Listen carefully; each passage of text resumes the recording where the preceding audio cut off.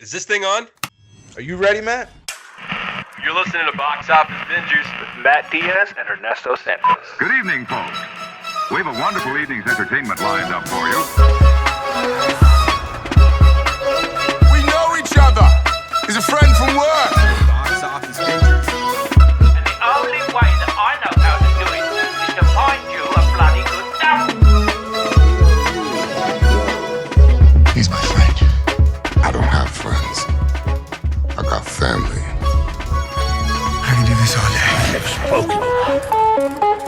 You know, if you put your mind to it, you can accomplish anything.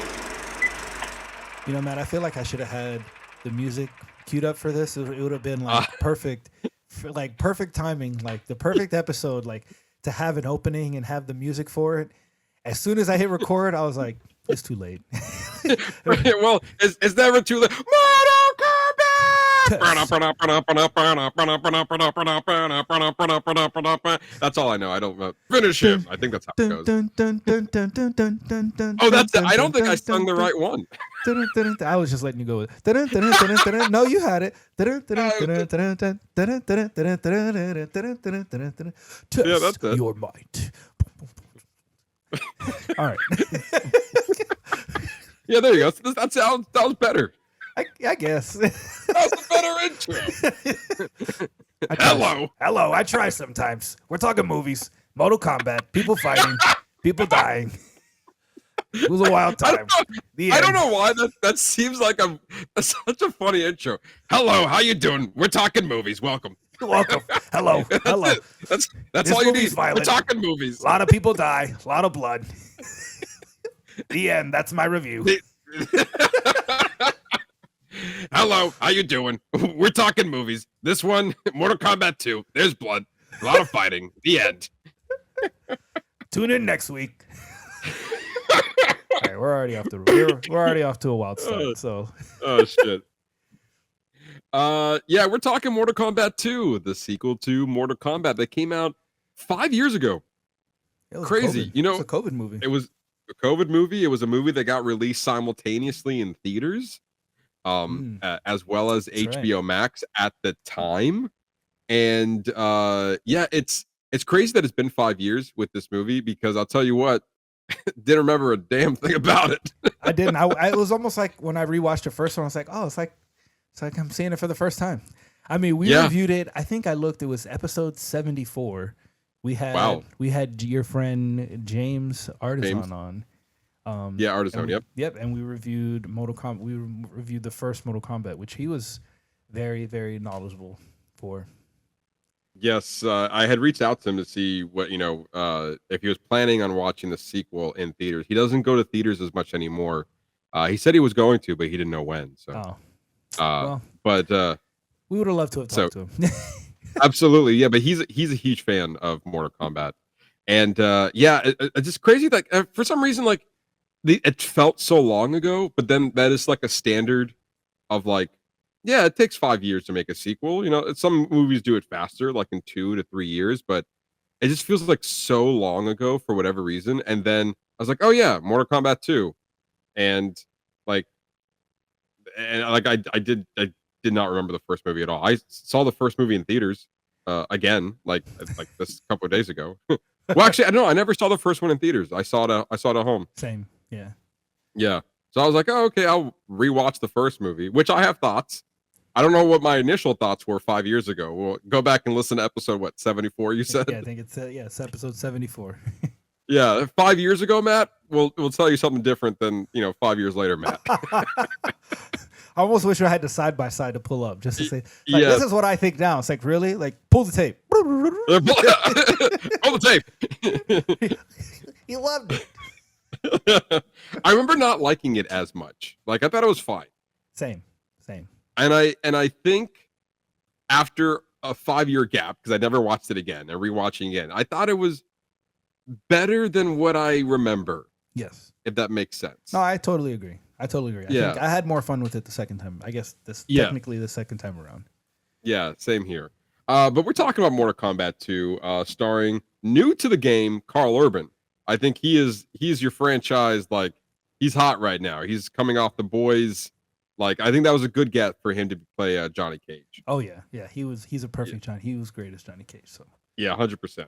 Also starring Adeline Rudolph, Tati Gabriel Mhm. or Gabrielle, McCade Brooks, Jessica McNames, Ludi Lynn, Josh Lawson, and Martin Ford. I apologize if I pronounced any of those names wrong, because I think I did. And I will continue to do so. Directed by Simon McQuaid or McQuaid. McQuaid. See, I would have got there eventually. Who directed the first Mortal Kombat movie. So they brought him back to direct the sequel. However, they got a new writer with Jeremy Slater, who wrote the Lazarus Effect, 2015's Fantastic Four, Death Note.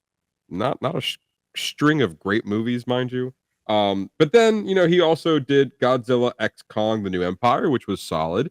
But then he kind of redeems himself because he's also the creator behind several TV shows like Moon Knight and The Umbrella Academy, which both had high moments in those shows.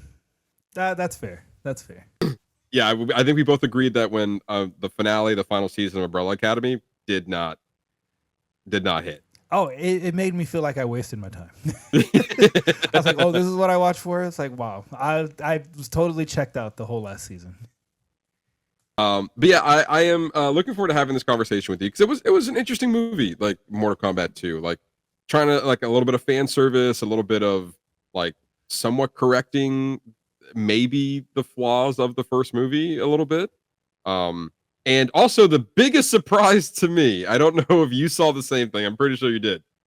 Josh Lawson's in this movie. Yes. Who plays I forgot his name. He's Kano. from he plays Kano, but in St. Dennis Medical. It's Bruce Schweitz. Bruce Schweitz, yes. I had no idea he was in the first. Like, I literally was rewatching Mortal Kombat, the first movie, and I was like, son of a bitch, it's Bruce. He is, you know what? He's great in everything that he's in. Like, and that's just, I mean, we're going to talk about when we get into the movie, but I was very excited that he was back for this one. Yeah, I was excited to see you in the first movie. I think also that probably made it a little bit more fun. It's like, hey, I know you. Because for the most part, a lot of that movie, and a lot of this movie too, it's a lot of unknown actors for the most part. That they're known in their own right, but like they're not like recognizable off the bat. Obviously, you have Carl Urban, who is a household name.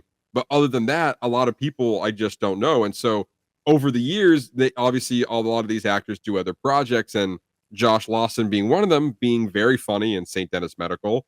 And so rewatching now the first Mortal Kombat is like, oh, this guy's had a lot of great one-liners. And then now they brought him back for the sequel for another outlandish role. And again, we'll talk about it later on to the show.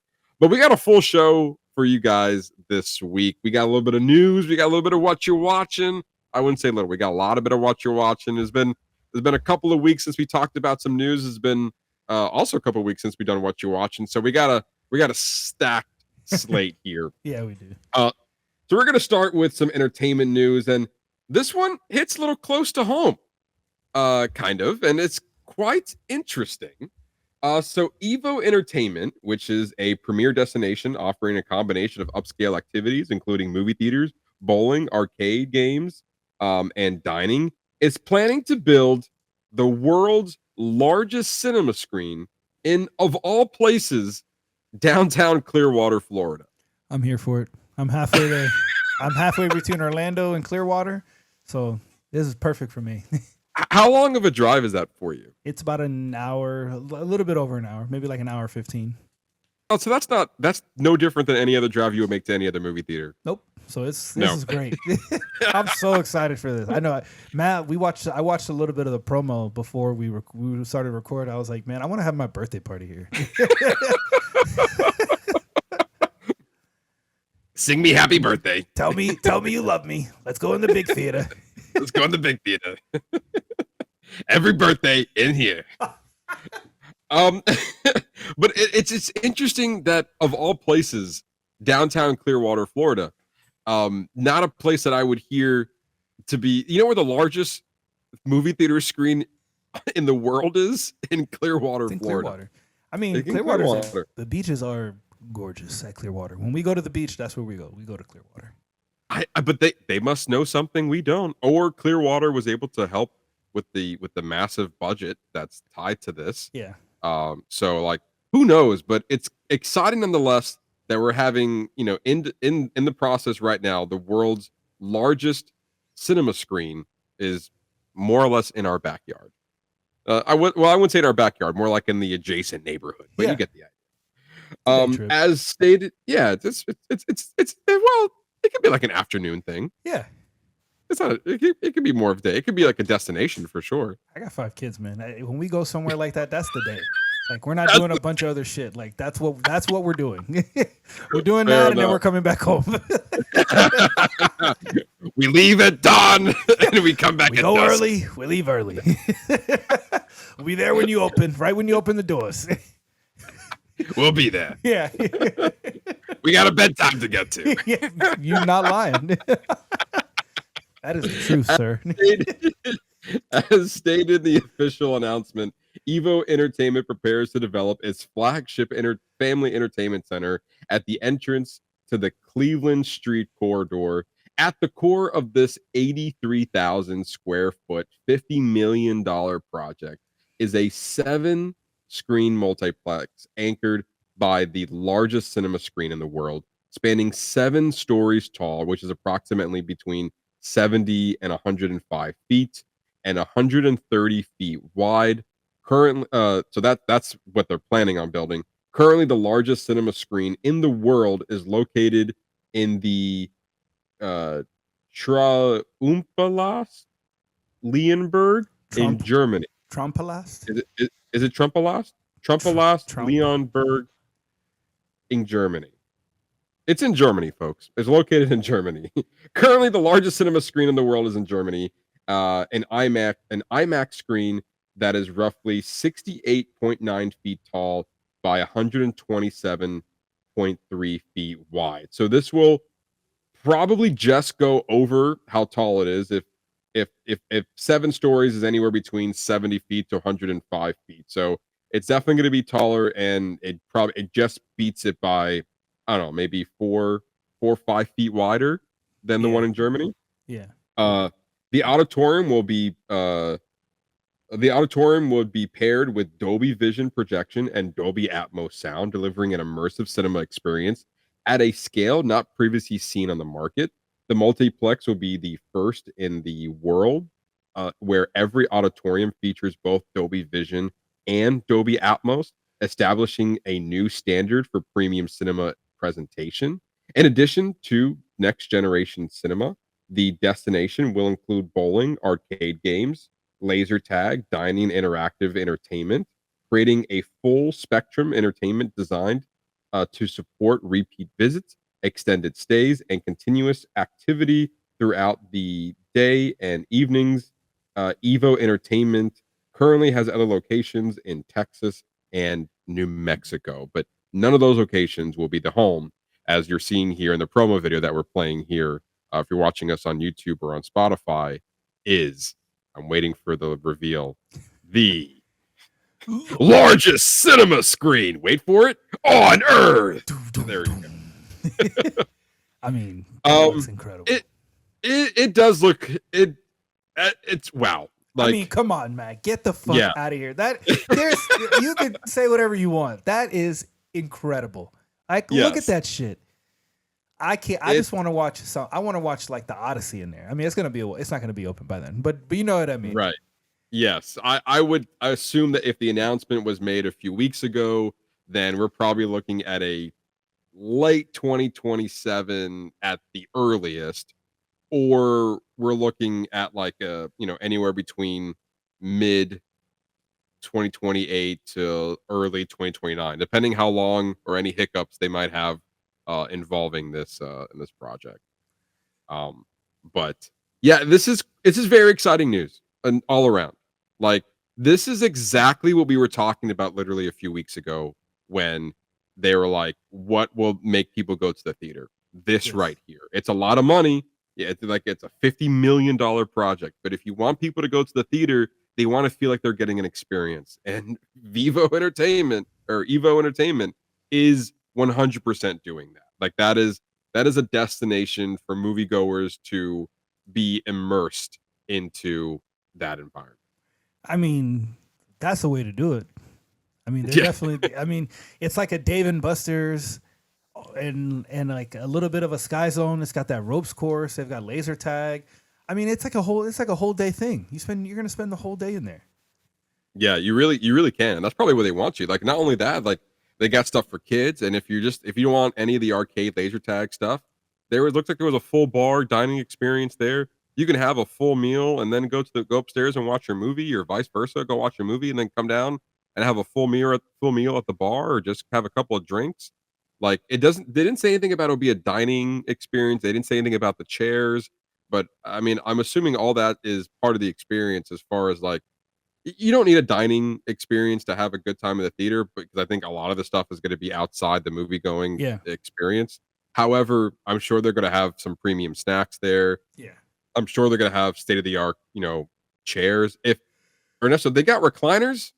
I'm driving here every day. That's the only thing it's missing, because I got spoiled going to the Regal Winter Park and they got the reclining seats. So I'm like way back over here. I'm like, Man, with this "Oh, big we're ass taking a screen, nap." they gotta at least have recliners. I mean, like we got the big screens. Like, nah, give them regular seats. They'll be fine. Give them the office chairs. Yeah.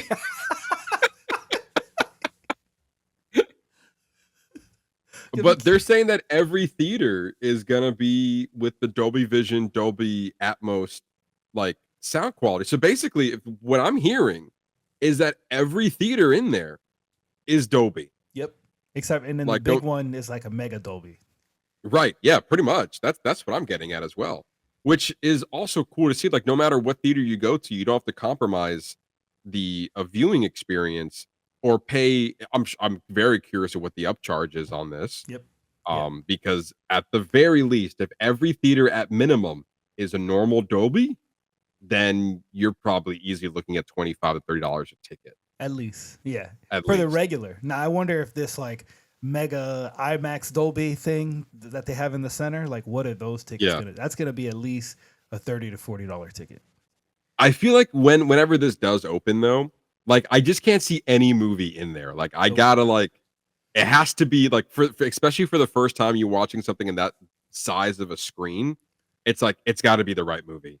Like I will wait. Like if we're having like a slow couple of months on movies, like I will wait for whatever new movie comes out around that time to see it in there. Or if they do like a big re-release and it was like we're putting it on the big screen, and you're like, all right, I'll go see it there. That's the other thing. Like they don't have to do. They could do half and half. They could do like some new releases and then bring back like classics in the mega Dolby. Like imagine, like would you go see Back to the Future in this theater? Of course. Yeah, of course. so that's what I mean. Like things like that. Like they could do a whole Avengers slew. Like just re-release all the Avengers movies.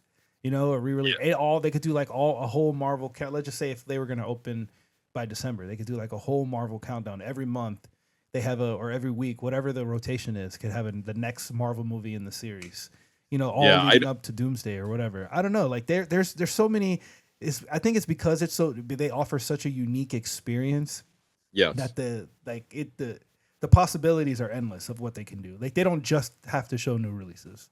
No, you're absolutely right. And also like to the point where I would fly out to experience this if it wasn't in Florida. Yep. Like say if they were opening up in California, I feel like another popular location would be Texas. They have literally all of their locations in Texas. I'm very surprised they just didn't open another one in Texas. But they found other avenues. Like they could have opened up in New York as well. These other popular cities that would have be more populated, but yet again, it's not even the populated area in like Miami would have made more sense in my opinion. But Clearwater, Florida, I think they saw something.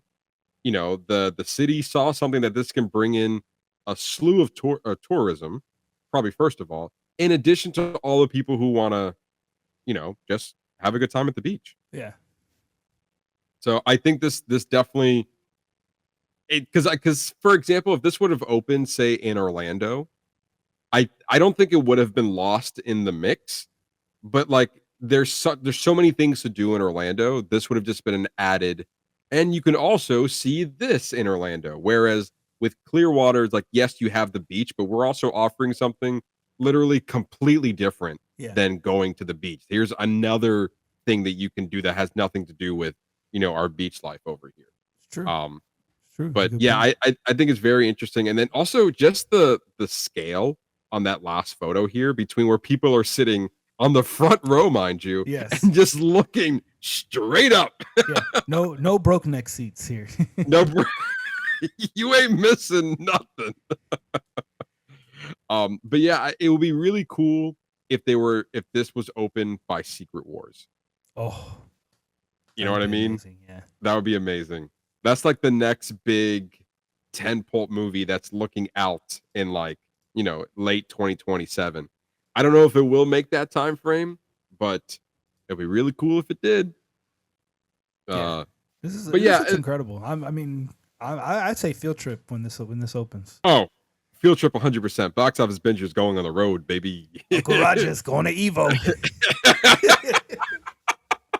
It's funny. I'm visiting Stev in Texas in a couple weeks. I'm gonna be looking out to see like where's the closest Evo. I gotta do a pre-test. I gotta see go what I'm to getting one of myself into. yeah, because I'm looking at the other theaters and they're like, yeah, we have IMAX at this location, we have Dolby at this location, so they're definitely no stranger of premium formats. But I'm more interested now. Like, you got me in with the big screen, but how is your theater in general? Like, do you keep it clean? Do you have fun snacks? Like, what's going on? How are the chairs? Like, how is the environment? I'm really curious now with this entertainment because I've never heard of these people before. Which makes sense because their only locations are in Texas and one location in New Mexico. So, yeah, I'm 100% down. This is very exciting. Probably a huge win for Dolby too. Like that's incredible. Yeah, to have their sound and video like secured somewhere, like, and that be the drawing attraction. But the Dolby theater is, for me, Dolby is king. Picture quality, sound quality, like it just there is no better. Yeah, Ernesto's like, the IMAX is fine, but that Dolby though. Dolby, please pay me. I love your movies. I'll see them all in there. I promise. But yeah, this is great. This is like honestly a huge win for premium movie theater experiences. This is a big win for Clearwater, a big win for EVO. Hopefully nothing happens where they can't make this to fruition. Because a lot of things are going to happen. You're playing with a lot of money right there. And I hope at the end of the day it's worth it. I hope it brings in large crowds, and not just for the first year, but like for many years to come. And for us, like I said, it's not that far. I'm happy that it's within driving distance. I can make it for you for a day. For me, probably a day too. It's probably a 2-hour drive for me to get from my house to Clearwater. So yeah, you could always pit stop in my house. There you go. Halfway point. You gotta take a potty break. I know you gotta pee a lot, so yeah, I feel like yeah. I got it. Hey, how you doing, Ernesto? I gotta use the potty. On my way to Evo. Get out of the move, please. gotta make my show time. Ernesto, what are you doing? Come on, hop in the car. Okay. And I'm taking him for a couple of hours. Gotta go. Bye. Yeah, I'm totally on board. I definitely want to check this out when this opens. This is gonna be a big deal, especially for Clearwater, even for Central Florida, like just for the Central Florida area. So, and also this is literally a game changer. This could open up, like, if this is a success. This is going to open the door for more premium theaters like this. Yeah, it's good. That's what's going to get people in the theater, because you can buy a nice home stereo system at home. You can get a nice TV. Oh, for sure. Yeah, Get a nice surround sound, and it's for some people that's enough. But like, if you want, like, people like us who want like true, clear quality, the way it was intended, like you enjoy going to the movie theaters, and especially for things like this. Yeah, and to your point, anyone can buy a big TV, right? Yeah. Probably the biggest size TV you can get is somewhere in the 100 inches. In that case, you just buy a projector and get a screen. Yeah, put it on the side of your house. You're right, but like, this is something you can't get at home. Correct. You can try, but it won't be this. Nope. Then you're like, all right. Yeah, 100%. He's like, all right, I guess I'll go check this out. All right, Clearwater, here we go. Here we go. But yeah, very excited. I can't like once we get more information about this or any updates or an opening date, be sure we're definitely keeping an eye on this one. And once they're open, we'll be there. We'll be there. Box office binges road trip. Yes. All right. So moving on, Matt Shakman, the Fantastic Four First Steps and WandaVision director, has signed on to direct a new Planet of the Apes movie. Josh Friedman, who worked with Shakman on Fantastic Four: The First Steps and screenwriter behind Kingdom of the Planet of the Apes, will return to write the script. Plot details are being kept under wraps, and although not confirmed, sources tell Deadline that this will not be a continuation of the most recent film, 2024's Kingdom of the Planet of the Apes, but a new original story that Shakman and Friedman are developing. I think that's really interesting. Like, let's just explore more of this world. Doesn't necessarily have to be these exact main characters, but they can be. I mean, I don't know how far in the timeline they want to go or stay relatively in that same time, but I'm here for it. I really enjoyed the last Kingdom. I enjoyed the last movie, so I'm on board for whatever this is going to be. It's such a weird move, though, to not get like if it is confirmed that it's not a continuation. To me, like I literally read this news like new Planet of the Apes, yay! Matt Shakman. Oh, I like that guy. And it's like not a continuation. It's like, oh, weird. It is a little Like, strange because you set it up in the last movie of like more things to come. Like you've already established, you already rebooted it. Yeah. Right? You did the thing, and then the only difference right now is Wes Ball is not coming back to direct, who, as of right now, is directing the new Legend of Zelda movie. Mm-hmm. So I don't know. And if they would have said, hey, Wes Ball is still planning on making his trilogy, or the next movie, he's busy right now. So instead, we have this movie that's in the works that is going to be separate from that story, but we're going to revisit that story eventually. I don't know if that is the plan, because if it is, then I'm okay with this. Like, I don't mind exploring the world of Planet of the Apes. However, if we're just not going to go back to that, that's really silly in my opinion. Yeah, because they kind of set it up for like the next phase, but maybe this is just kind of like a solo story that may mix in later. Yeah, I mean, I guess there's no different than A Quiet Place Day One. Sure. Yeah, exactly. Where it was a spin-off but had didn't really have any ties to the trilogy that John Krasinski was directing, but it told a separate story in the world. So I guess if that's the vibe, then I'm fine. But with that, we always knew that John Krasinski was developing a trilogy of movies. So we knew that going into A Quiet Place Day One. This one, there's a lot of uncertainty. However, I do like Matt Chapman. I really enjoyed his work in WandaVision. And I liked the Fantastic Four First Steps. I thought it was a pretty solid movie. Yeah. So I think I'm here for it. I think it's going to be good. Yeah, and then also you're bringing back the same screenwriter as well who did the Kingdom of the Planet of the Apes, and he's like, let's work on a new story. But clearly, since he's also the screenwriter for Fantastic Four First Steps. Like, obviously, they have a rapport. I'm very open to a new story within this world. I would just like to know, are we revisiting from the last movie? Because I also like that movie too. Same. Yeah. So I guess we're just in a state of limbo on that. But this is a good development. It's been a minute since we've heard anything about Kingdom of the Planet of the Apes. Yeah, at least we know something's moving forward. Very true. Moving on to, again, some rather interesting news. A Django/Zorro movie adaptation has apparently been revived at Sony Pictures with the hiring of a new screenwriter. For those unfamiliar, including myself, I did not know any of this until I did some research on it. A comic book series, a comic book series that had a 7-issue limited run titled Django /Zorro was released back in 2015, and it is touted as the official sequel to Quentin Tarantino's 2012 Django Unchained film and a crossover adaptation with Zorro. The series was co-written by Tarantino and Matt Wagner, who had written Zorro comic books back in 2010. In June 2019, there were talks for a film adaptation of the comic book series that had the interest from Tarantino, Jamie Foxx, and Antonio Banderas. But ultimately, it was announced in 2022 that the project was canceled. So now, 4 years later, it appears the project has new life with the hiring of Brian Hagelin Hegelin, the Oscar-winning screenwriter behind L.A. Confidential, as well as other notable films like Man on Fire, A Knight's Tale, Mystic River, 2010's Robin Hood, and 42, the Jackie Robinson biopic starring Chadwick Boseman. Reports say, however, that the project will not be fully adapting the comic book series and will instead revolve around a new story. Plot details aren't clear, though the film is expected to follow the exploits of Django as he forms an unlikely alliance with the legendary masked vigilante known as Zorro. The project is still in early development with no word on a director or casting or if Tarantino is even involved with the overall project in any way. So, a lot of interesting things here. To say the Yeah. least. Yeah, I also did not know that there was a comic book, although it's got a cool cover. Mhm.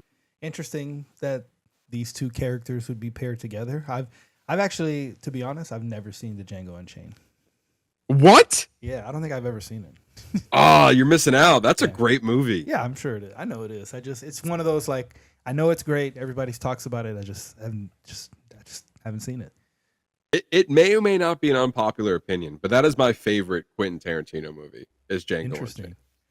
Like I like it better than Pulp Fiction. I like it better than Reservoir Dogs. We have our feelings about Once Upon a Time in Hollywood.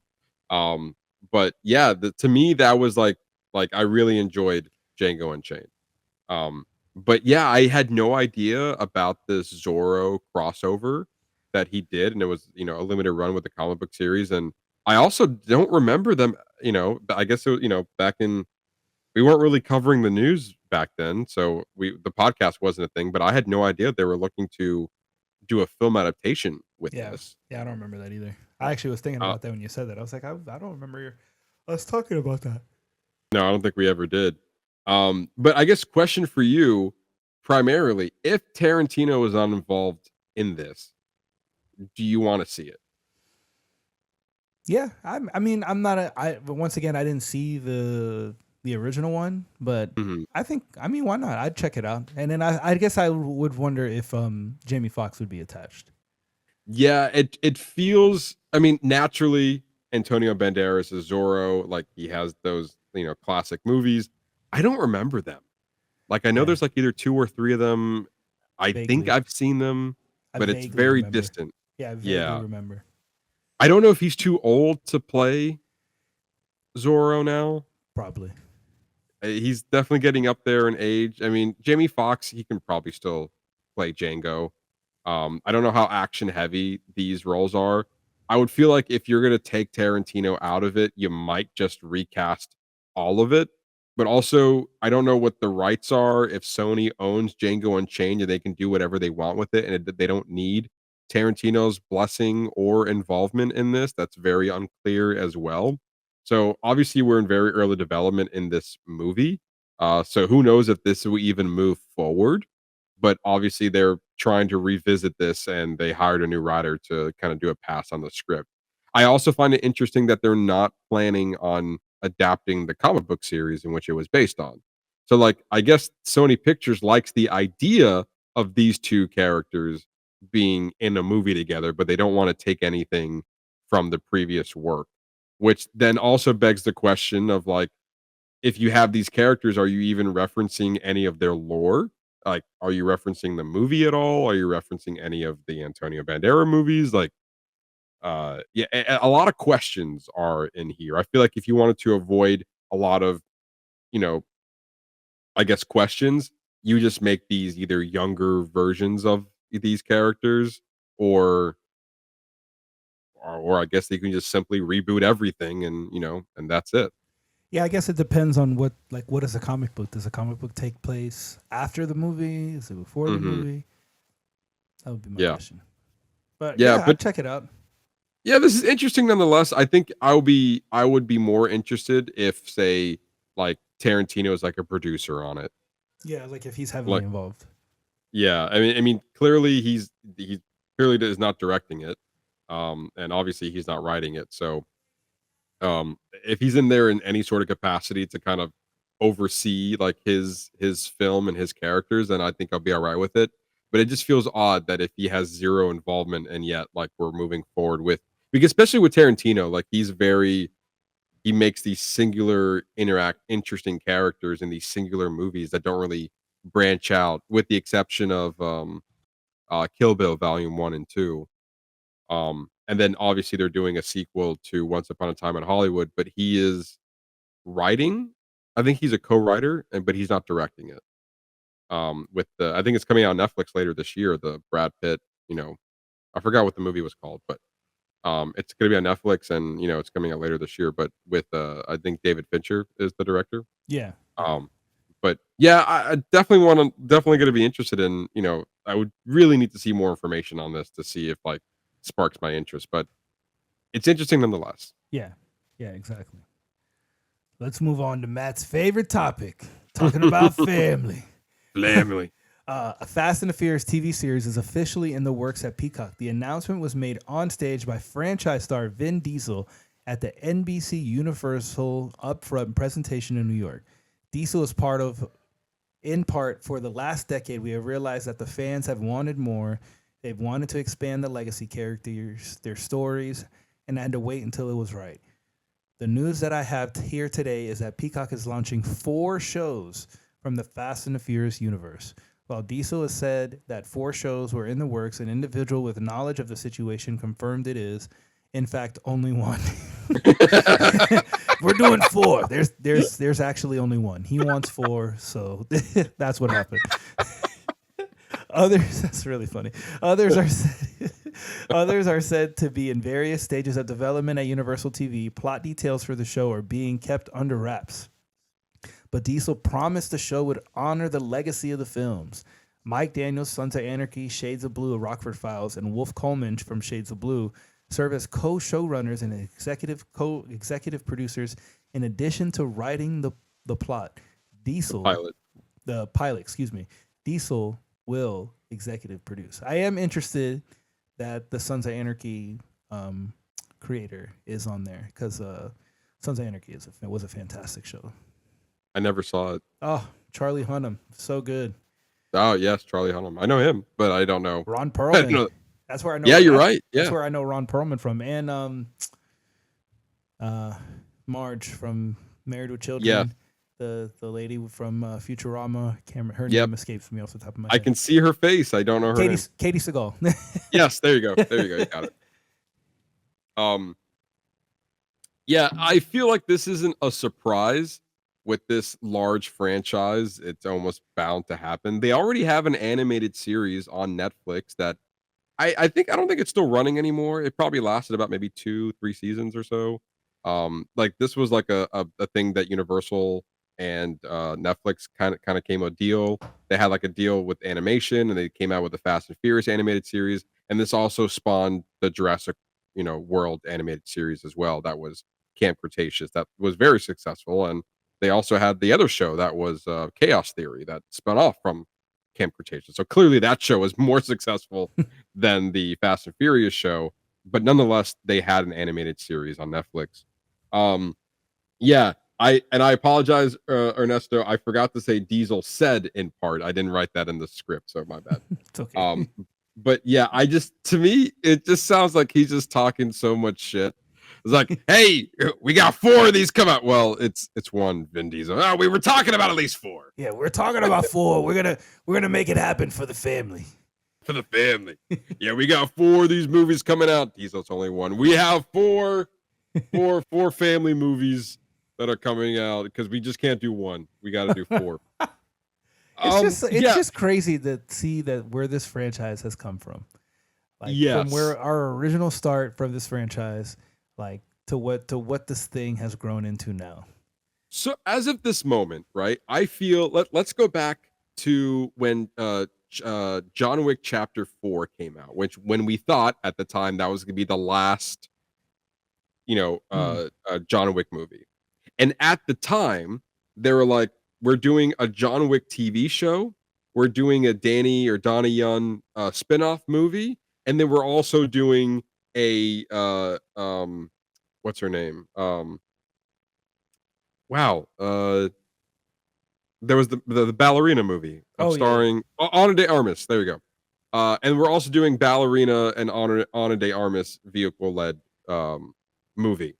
And at the time, I was like, well, damn, like, do I really care about Fast and Furious beyond the initial, like, like, thing? Do I care? Or I guess going back, do I care about John Wick after the initial, like, trilogy without Keanu Reeves? And overall, I only think the TV show did really well. I think it was The Continental. I never watched it, and it was only like 3 or 4 episodes on Peacock, and it doesn't sound like it did well. I don't remember it doing well at all. Battle Arena did not do well in the box office, but it was a pretty solid movie. I did watch it. And then they just started production on Donnie Yen's spinoff movie, and then later down the line, they announced that John Wick Chapter 5 is happening with Keanu Reeves because it's coming back. So, like, so that's with that franchise. I feel like this is very similar to now Fast and Furious, where it's like, okay, you left us with somewhat of a big cliffhanger on Fast X. We've been on that cliffhanger for the last 3 to 4 years now. I think it was in 2023 or 2022 that movie came out. So far, I haven't heard anything about a production that's happening of Fast and Furious 11. But it was somewhat recently that he announced in another press conference that Fast and Furious 11 was coming out in 2028. I think it gave it a release date. Correct me if I'm wrong on that, Ernesto, if you don't mind looking that up. I'm looking. Fast and Furious 10 was May 19, 2023. 2023. Okay, so we're almost 3 years from that. And then can you look up when Fast 11 is coming out? I know they gave out a release date for it like a few months ago. I think they announced a release. They gave a release date for it. It is Fast Forever. March 17, right. 2028. Okay, that's right. I forgot they gave it a title, Fast Forever. Okay, so you said March 17, 2028? Yeah. Okay, so we're still a little under 2 years away from that movie. So we'll be about 5 years removed from almost 5 years from Fast X, which is already crazy to think about that. Like, it's been that long since Fast X. And this guy is just Vin Diesel just been talking a big game about this franchise, and yet I'm not seeing results. So I just find it interesting that Universal's still on board to continue this franchise past the movie, mind you. And according to Vin Diesel, is potentially in talks to come out with 4 spin-off movies from this. But at least one has been greenlit to move forward. Shows, sorry, yes. Yeah, spin-off shows. I don't know if it's going to land. I have no idea if it's going to have the mass appeal that they think it has. Yeah, like, is it going to go back? Are we going to get, like, prequel stories that are going to kind of fill in the blanks that the movies don't? I don't know. Also, is, like, I guess Vin Diesel is the voice and all be all with this franchise. Yeah, it's his franchise. It's his franchise. Like, nobody else is, like, I guess he calls the shots. Yeah. And it's probably why he got probably in a tiff with Dwayne Johnson. Because that never, they had a lot of beef in that movie. So, but also Dwayne Johnson. Well, also, actually, didn't they announce that Dwayne Johnson was coming out with a spin-off movie? Like in addition to, yes. Yeah, I don't know what happened to that one. But if I'm not mistaken, a couple of years ago, because he was at the end credit scene of Fast X, that his appearance was going to be spin-off from another movie that was supposed to take place in the events between Fast X and what we now know as Fast Forever. And I think that announcement was back in 2023. That was also around the same time that he was, changing the hierarchy of the DC universe. So, so I don't know if his involvement with DC, in addition to a Hobbs spinoff movie, was both canned. I don't know. It says it's currently yes. He's involved in more than just Fast 11. A Hobbs spinoff, Hobbs-led movie. In addition to Fast Forever, Dwayne Johnson is developing and starring in another Hobbs-centered film. It was originally announced after his Fast X cameo. Mm-hmm. It's described as the bridge lead into Fast Forever and will focus more on Hobbs' world, similar to Hobbs and Shaw. It's got a producer attached. There's no official release date, but still actively moving forward and could come out before or around the same time as Fast Forever. That seems like a really dumb idea at this point. Yeah, it's like why? Like we don't know. Yeah. Like that. Like now would have been a good time. Like maybe Yes. like this year or next. Like lead like enough time to lead in. What if they're like both out at the same time? That would be so dumb.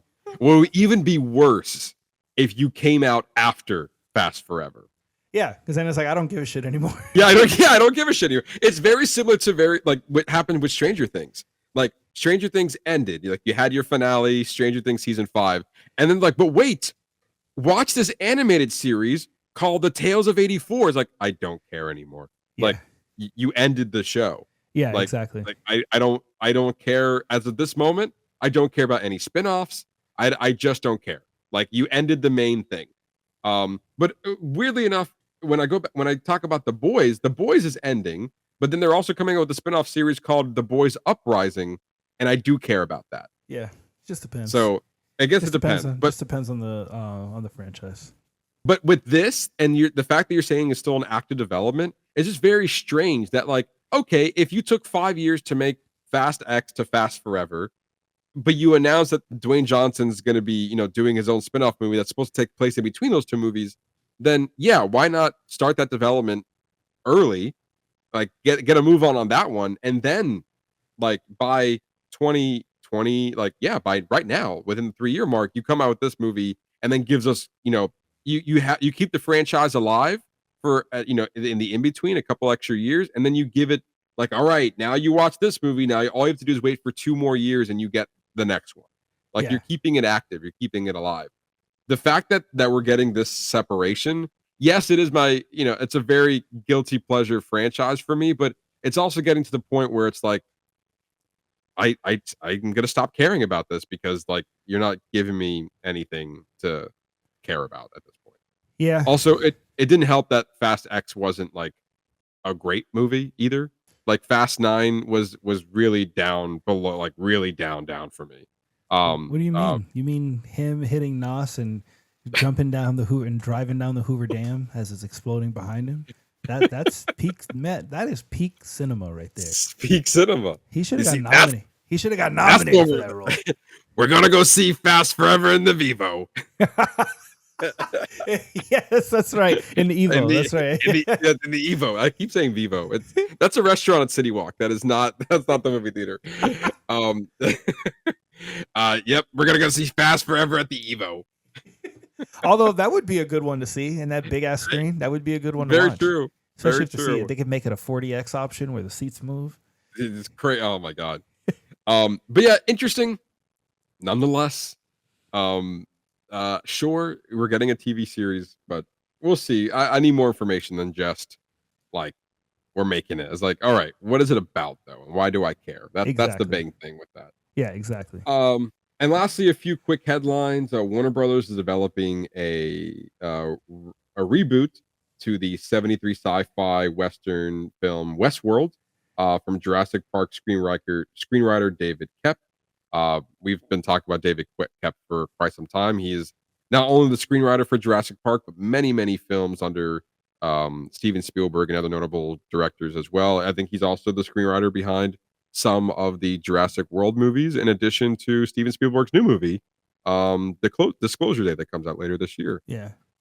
I find it really interesting that they're doing a reboot to Westworld, given that the show kind of was very popular and then it quickly wasn't. Yeah, it just kind of went from one extreme to the other. Like it was like the Yeah, biggest show, seriously. and then it just dropped off. Which is nuts to like to have like a must-watch TV to like what? I don't know what that is. Yeah, fuck out. Who cares? Who cares? It just really like, it was also on HBO, so like obviously it's on the Warner Brothers branding. I don't know. I don't know if this is needed, if this is warranted. I can eat my words. I'm not saying we don't need a reboot to this. 1973, so it's been a minute. Yeah, but why not have something inspired by Westworld? That's like That's like Westworld, but not exactly the same thing. What happened to like art inspiring other art. Like, why do we Yes. just keep copying the same shit over again? I don't know. Yeah, I just don't know if this is a good move. I mean, maybe I can eat my words. If we have a director, I like David Koepp as a writer. Not everything he writes is gold, but like Jurassic Park is definitely in his wheelhouse of a themed park gone wrong. He knows how to do that. So That's maybe fair. there's a new take on it. Once we get a director, I think I might be more interested to see what they have to offer. But for right now, I just don't see the reason or the purpose for this movie. Yeah, I'm with you. Yeah. Matthew Lillard joins the cast of the Superman sequel Man of Tomorrow in an unknown role. I'm all down for more Matthew Lillard. Who doesn't want more Matthew? I mean, he had an appearance in Daredevil. I mean, he's been great. Yeah. He's great in everything. I've He- always been a huge fan. Yeah, he's having a resurgence right now, and obviously reuniting with James Gunn, who was the screenwriter behind Scooby-Doo 1 and 2, if you did not know. Then he directed. No, he didn't direct it. He just wrote the script for it. But yeah, so obviously he's probably worked with Matthew Lillard in those two movies. But yeah, I mean, Matthew Lillard is going from one superhero franchise to the next. He's like, yeah, I'll be in your Daredevil. Yeah, I'll be in the Superman. I'll do the Very. movies.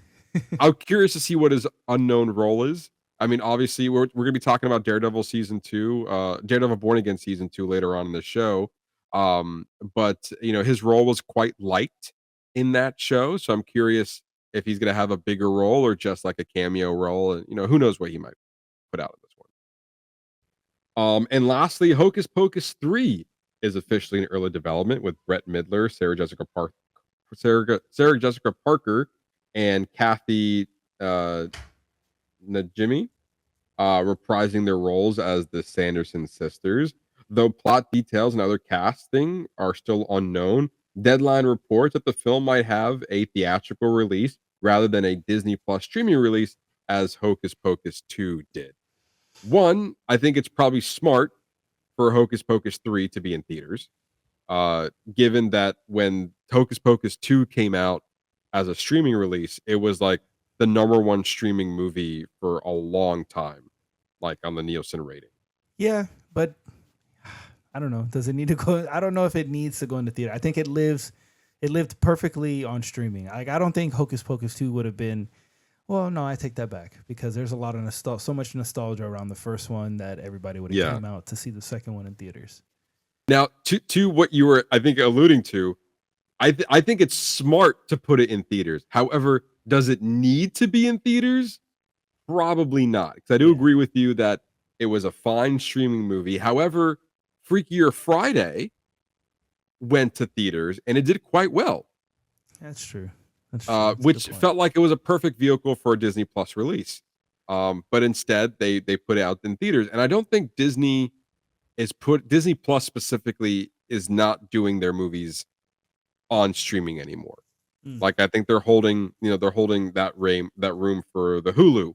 Like, you have Hulu movies coming out on Hulu, but you don't have Disney Plus movies anymore. Yeah. Like, all those movies, they're putting it in theaters because, honestly, why not? Yeah. Like, if you get a little extra money, you spend a little money, you get your money back, and then if it's not doing well in the box office, you put it back into theaters. You put it on Disney Plus sooner than later. But if it did surprisingly well, then you keep in the theaters, and it makes everybody happy. Yeah. I was not a fan of the second movie. I don't think it had any purpose being there.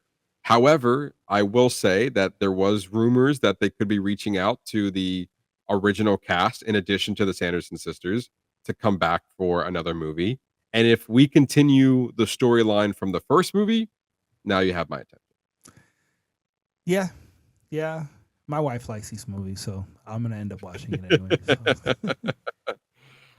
But yeah, there's no surprise. Apparently, this movie has been in a state of limbo. I think the sequel came out back in 2023, and there were early talks of moving forward with the third movie right away. But I think there were some contract issues and some management moving around. So it seems like all that's been worked out, and they're back on track on making this movie, which makes a lot of sense. It's a popular franchise, and the second one did really well on streaming. So yeah.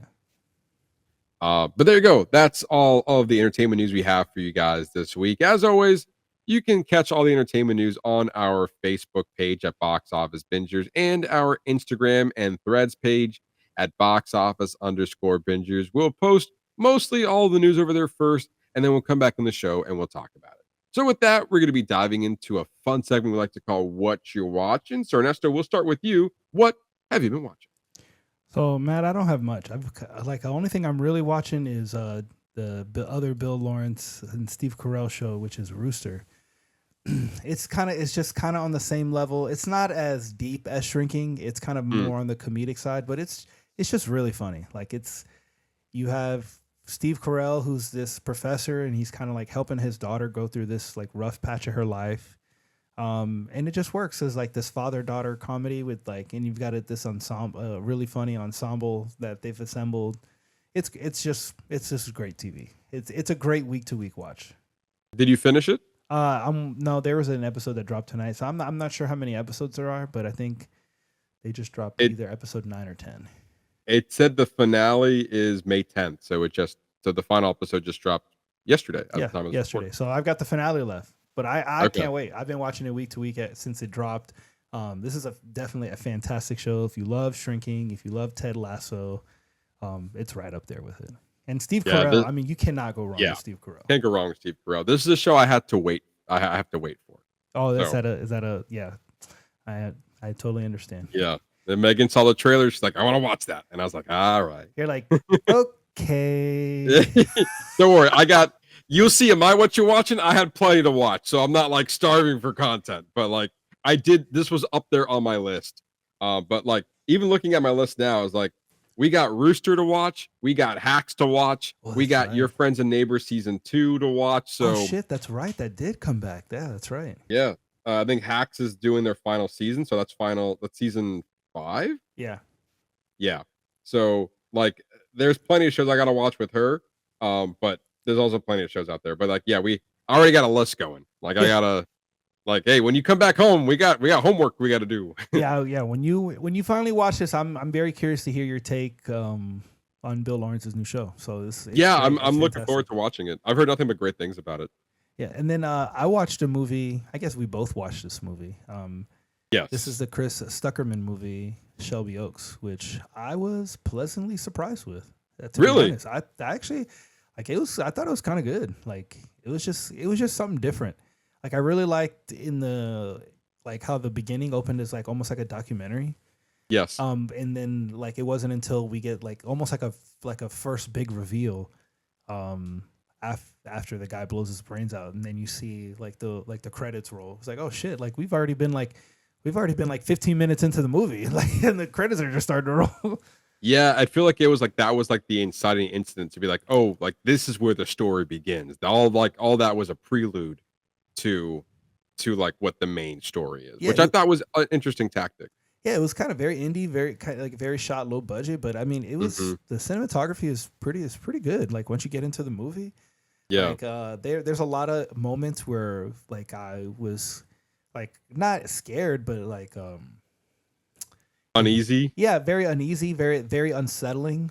Yes, very much so. But I think it did a good job. Like it's not what I expected. I did not expect it. I didn't expect to enjoy it as much. Although I did. I was like, well, it's got the Mike Flanagan stamp, so it already has like cleared a certain bar. Yeah, I think this movie's really interesting. I was not sold by the trailer. Like I saw the trailer and I was like, but there's two things that got me. One, executive producer Mike Flanagan. And I was like, all right. He put his stamp on it. He had a little bit of, he put a little bit of work into this. But also it's a Chris Stuckman film, who was a very active YouTuber who does a lot of movie reviews.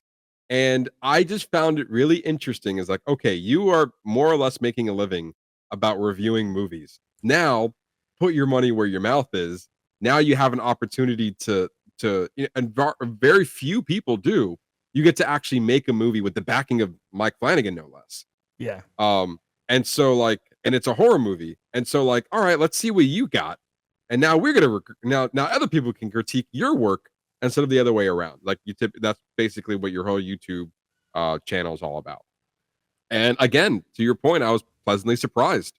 by the how like it was very we've seen it before, but also felt very fresh, very original. Also, it took a wild turn at the end, Yeah, yeah, yes, it did. and Like it and it's gets like really dark.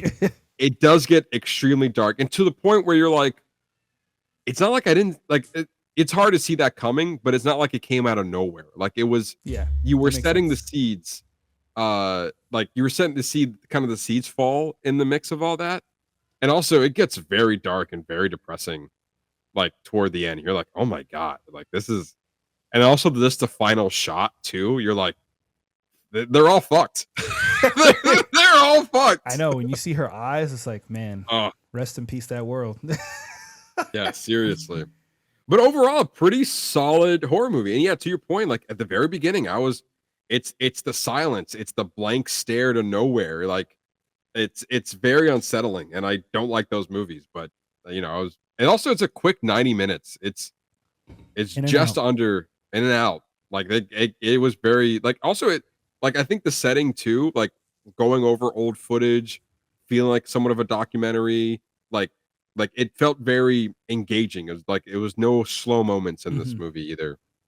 mhm. So give him credit. Like I'll watch another horror movie by Chris Stuckman. So Yeah, I watch his work. I was yeah, afterwards. I was like, that was solid. Like yeah. I've seen movies from directors who've done more movies, and it's not been as good as this. You know? Yeah, and you're right, and it definitely has that indie feel, very indie. But it worked. It worked for the movie. Yeah, 100%. All right, let's go. Let's start going through your list. Yeah, I got quite a bit. It's been a while since we don't watch your watching, so I've been cranking out some of these movies. Let's first a lot of these movies that just hit streaming within the month of April. So first of which is Pizza Moon, starring from Stranger Things. I forgot his name. Pizza I can movie. see him. Yeah, it's Pizza Movie. Let's see. Gatton Matarazaro. Yes, and the other guy from the Goldbergs, Sean uh Gammonborn. Hmm. So yeah, and obviously uh Gadden Matarazzo plays Dustin in Stranger Things. It's basically a stoner movie, and it works. Like it's very stupid. It kind of falls a little bit under like the spoof category. Mm. Because it definitely feels like it was kind of making fun of stoner movies, but also being a stoner movie nonetheless. It was very campy, very hokey, very tongue in cheek. But there were moments that made me laugh, so I'll give it credit for that. Also, there was a point where like because these two people, they're college dorm roommates, and they find this drug that's been sitting in their dorm room for years. So like over the years, like the drug has just been sitting up there, like in this little container.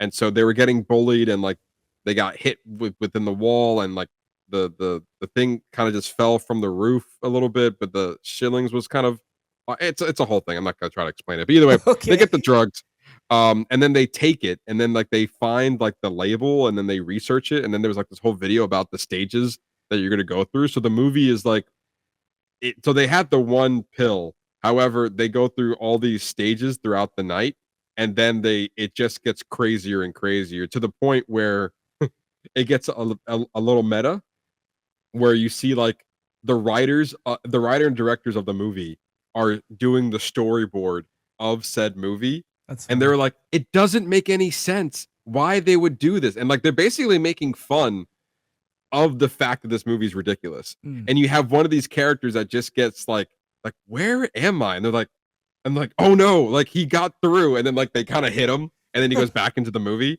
So and also there's another bit where this bit got me. In that same meta scene, they're like, we're not putting your grandfather in the movie. Like, we're just not doing it, right? Yeah. At the very end, they're having like a hallucination, and the dude's grandfather shows up in the movie, and then they're like, nah, still doesn't work, and then he just goes away, like he just disappears. He just disappears. It was like, it's very stupid, but it hit me at the right moment for me. All right. So it's not a movie for everybody. I'll definitely see that, but it hit me in the right spot where I was like, I know these guys. I watch Stranger Things. I watch the Goldberg. Let them do something silly and stupid, and it really worked for the movie. Next one, The Outcome, Apple TV movie directed by Jonah Hill and starring Keanu Reeves and a bunch of other stars. Just never hits the mark for me. Yeah, it didn't look good. No, it's Keanu Reeves basically is in cancel culture. He's coming back from rehab and he's kind of reigniting his stardom and his the fact he's being famous, going back in the back into the world. And then this video gets leaked of basically him on well, I think the video ended up. Well, I'm not gonna say what it is actually. If you people who haven't seen the movie can go watch. I leave that up for you figure that out. But a video gets leaked, and basically he's trying to go around to find out who leaked the video, and then he turns into like this apology tour of him going to people that he might have wronged that might have the video. And you would think that I think the movie is trying to be like you have your own past, but it's important to like kind of apologize and like go back and rectify some of the things you've done to the past and like kind of apologize to the people you might have hurt along the way and like kind of going back and kind of reconciling with your past. However, it just never hit. It never gives you that emotional beat that they're probably looking for. And then it just comes off as very off-putting as well. Like for whatever reason, Keanu Reeves is not a compelling character in the situation that they're put in. It just feels like he's just trying to just find out who leaked the video. And also there's a ransom for this video. So like he's trying to avoid spending a lot of money into making the video go away as well. So it just comes in like in poor taste. However, I get what they're doing, but overall just never hit the mark. Not great. Okay. Not great. These next two movies are currently on HBO Max. It just hit the streaming service within a few weeks of each other on in April. One of them is Christie, starring Sydney Sweeney. It's a biopic about basically the woman boxer who made kind of women boxing. She kind of changed the game in women boxing. And she plays Christy Martin. And the movie was good, and then all of a sudden there was like this really dark turn that happened in her life that I had no idea that it was going to take this, because she basically was getting to like a marital abuse. And like I mean it was very shocking, not to the point where like Iron Claw shocking, because that was just like deeply depressing. However, it was not that far from that. So it was a very tragic story there. She's still alive, like, and she's still like it was very highlighting like how she changed the game in women boxing. However, it definitely comes at a dark past that this movie also portrayed. So I kind of give them credit for kind of going there.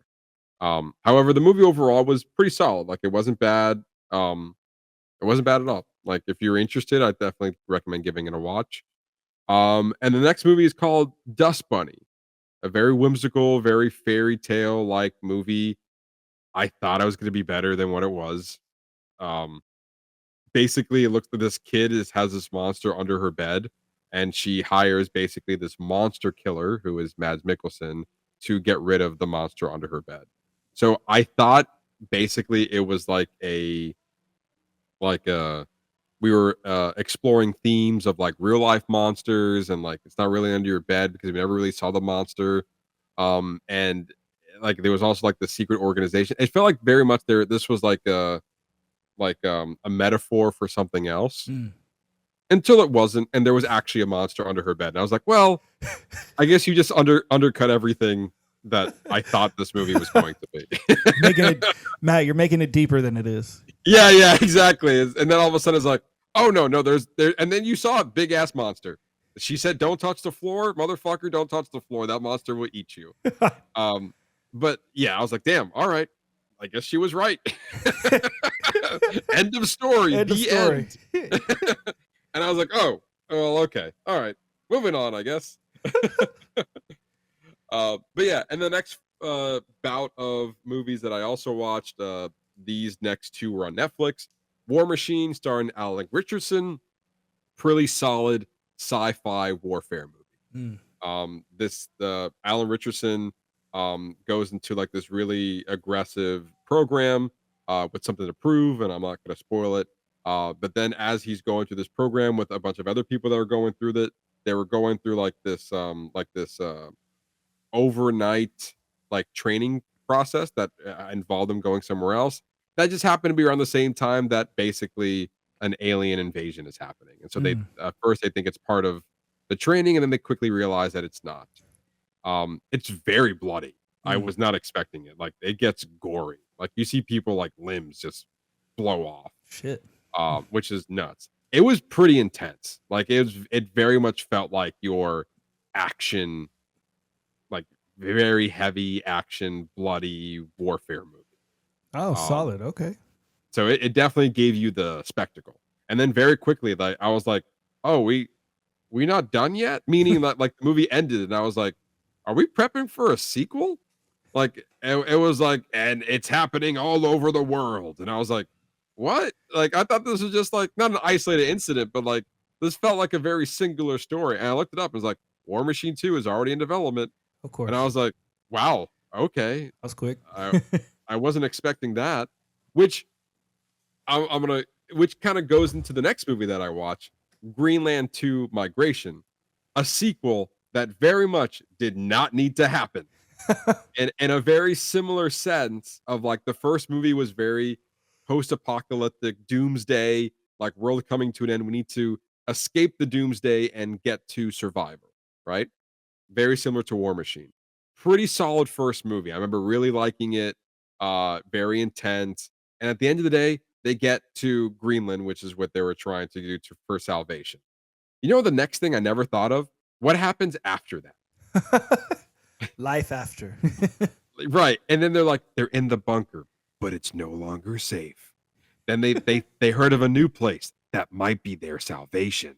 And then all of a sudden they you know, their safe haven, what that once was, you know, it was able to survive the 5 years, but it, you know, it didn't work out. The things are still happening. The aftermath of the destruction is still going on. And now they have to go back out and seek what might be salvation somewhere else.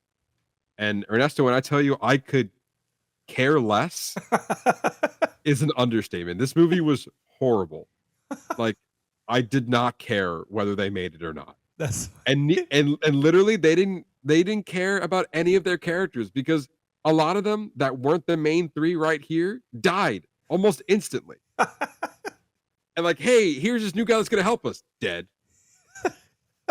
Also, why are you helping these people? Like there's like, you know, massive other shit that's going on, and he literally is Gerard Butler going like, my family needs your help, to a complete stranger, mind you.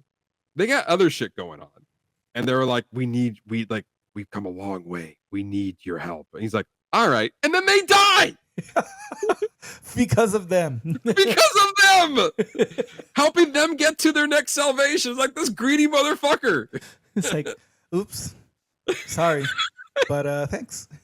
Yeah, you got us a little bit further. Now we're gonna go bother someone else that has a car to help us move that way. And I mean, I can spoil the ending for you if you want. They get to their salvation. I saw this movie 2 days ago, and I forgot what the salvation was called. Like I could honestly care less. And Gerard Butler dies at the end of the movie. Was it at least like a self-sacrifice so his family can live? Kind of, but no. He said kind of, but not really. He was already sick from like the radiation from Doomsday. And so he was like coughing up blood. He was hiding it from his family. He's like, I gotta get my family to safety before I die. And then like as they're like very close of getting, and he would probably had like months to live at that point. That's what the movie said. I could care.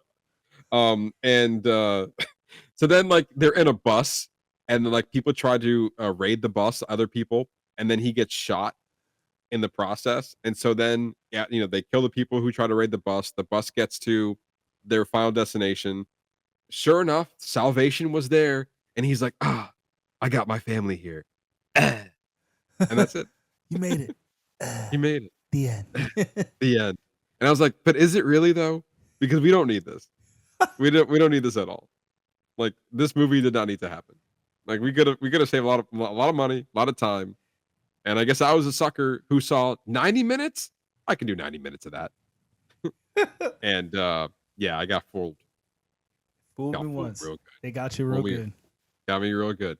Next movie, new release on Netflix called Apex, starring Charlize Theron and Taron Egerton. Solid movie. Another movie where I was like, you got me on the first. Isn't that's Mike, Nick, and Alice? No, the one up top. That's Apex. Oh, okay. Sorry. Yeah. Another kind of, I would say like kind of like a B movie, where it's like you got two known actors, but really no story to go off of that. That's kind of like the vibe I got. It's like, we got Charlize Theron and Taron Egerton. We're gonna do nothing. Yeah, basically, Charlize Theron is just in the woods in Australia, kind of mourning the death of her husband that died within the first 5 minutes of the movie, played by Eric Bana. And then she kind of goes into the woods and she meets Taron Egerton, who is not a nice guy. And then she needs to survive him, who's hunting her.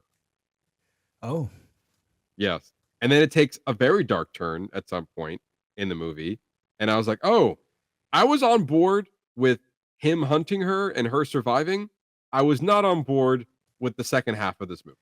Well, now you got to tell me. You're going to watch it? Probably not. All right. Spoilers, which is not really a surprise given what I just said, but spoilers for Apex. He's basically a cannibalist. Also, he eats her. He doesn't eat her, but he eats people. Like he basically has this game where he hunts them. Then after he captures them, he takes them down to his secret lair down in the woods somewhere in the cave, and he chops them up. And what was even more gross was that he basically turned them into beef jerky and was selling them. And and earlier in the movie, we were at a gas station where he was like restocking the supply of his beef jerky that was made out of humans. And yeah, were people buying it like, oh, your jerky's so great? Yeah, the lady literally at the front desk was like, it's flying off the shelves. All natural. All natural. We didn't know at the time, but we know now. Yeah. And so basically Charlize Theron is trying to escape, and guess what? She does. Proving I don't know what. I thought this was a big thing about you know, like she proved in the beginning of the movie that she's like a thrill junkie because they do rock climbing, and that's how her husband died. An accident on the rock climbing. So then instead she was going like river rapid like things over in the woods or whatever. So it just felt odd. Like I just didn't get the point at the end of the day. Like I didn't see a purpose. There wasn't an underlying theme. It was just like what you got. What they gave you is what you got. And I think I just want a little bit more than just a surface level story, I guess. Yeah, I can see that. But then the last movie that I watched was Mike and Nick and Alice, which the premise is very, very strange. Vince Vaughn is not playing a twin. No, he's not. He's playing double roles, but he's playing himself in the present and the past. And the future? Is he playing? Well, I guess he'll be. Yeah, no, you're right. It'll be a future. A future Vince Vaughn and a past / present Vince Vaughn. And Ben Schwartz was in this movie, and he was developing a time machine for whatever reason. And then he made a time machine, and Vince Vaughn happened to walk through it. And then because he did, he was gonna rectify the past things that he did with James Marsden and Isa Gonzalez. Okay. Any good? So it's kind of like a gangster movie, but also not. It's a comedy. They had some funny beats to it. It got me on the weird premise of like, wait, this is the time travel movie? Okay. I don't think the time travel aspect was 100% necessary. I don't think it added anything to this movie. It just made it just ask me more questions on why this is a thing. However, I like the actors, and I feel like if they just dropped the time travel aspect of it, which was like the core of this movie, then I think they could have developed a different story with these characters, and it would have been just as fine. Mm. But the action was pretty solid, and the chemistry was pretty okay. So, but overall, it felt like not much was going on here, and it was just something to turn your brain off with this ridiculous premise for an hour and 45 minutes. So there's that. So I wouldn't say a lot of bangers when it comes to movies. Where I'm hitting strides, however, is television. All right. We talked about this 2 weeks ago when Jack was on the show, so I'm not going to harp on too long. But The Pit. The Pit is and in season 2 wrapped up a few weeks ago. It's incredible. Go watch it, Ernesto. Specifically Ernesto. I wouldn't be surprised if this show wins Emmys yet again in the upcoming award season for television. Well, I mean, I hear amazing things, so it probably will. Yeah, this show doesn't take his foot off the gas. I think the first season was just slightly better, but we're talking margins. Like it still holds up to the first season. It's such good TV. Already renewed for season 3. Like I said, we talked about a little bit more when we had Jacqueline on the show. We talked about the drama a few weeks ago. But yeah, The Pit, go watch it if you haven't already. It's a great show. Wrapped up season 2. Nothing but great things about it. Not really a slow moment on that show. So very happy about that. The other show that I watched, this is a banger of a show. Yeah, that good? Star Wars Maul Shadow Lord tells a very standalone story, takes place after the events of the Clone Wars, but before the events of Star Wars A New Hope and Star Wars Rebels. So this is definitely putting Maul front and center of his own show, animated series with Dave Filoni as the creator. The animation is gorgeous in this movie and this series. And what's interesting is that I saw like some side-by-side comparisons of what the animation looked like in the like Star Wars Clone Wars and Rebels. And Rebels, he looks very different. But in Clone Wars, he looks similar. But this movie, this series, it's like they went out of their way to make it extremely different. This is like a little bit of a darker show since he's like a kind of like a moral gray area when it comes to like not really part of the Sith or the Jedi, but like that moral gray area, like kind of going on his own agenda. He like this animation is like this painted on look. Like everything feels like it's a painting. Like they definitely went something extremely different on it. And the creators were saying that they wanted to make it feel a little bit edgier. So like nothing is like it doesn't feel like it's perfect. Yeah. And like you can see like the brush strokes when they do it like up close to like his face. And you can see that it's like literally like they left it on there on purpose. And sometimes they have like the establishing shots and it's like watercolor like paintings. Oh, that's cool. Up there. And then like as your background and then like obviously the more fine-tuned stuff on the front. It's such a good show. And I binged like they were doing 2 episodes a week, 10 episodes. I binged the first 8 and then it was like 2 days later I got to see episode 9 and 10. Episode 9 and 10 were some of the best lightsaber fights I've ever seen. So much so I didn't send you this image, Ernesto, so bear with me with my camera and just showing you on my phone. Okay. But I had to take a shot of this image right here. It was like they literally like it was a moment in the show where you can tell that they were like, oh, this is like peak lightsaber battles. And it was this right here. It's gonna be a little bit hard to see, maybe. Let's see if I can try to get it to focus a little bit. There we go.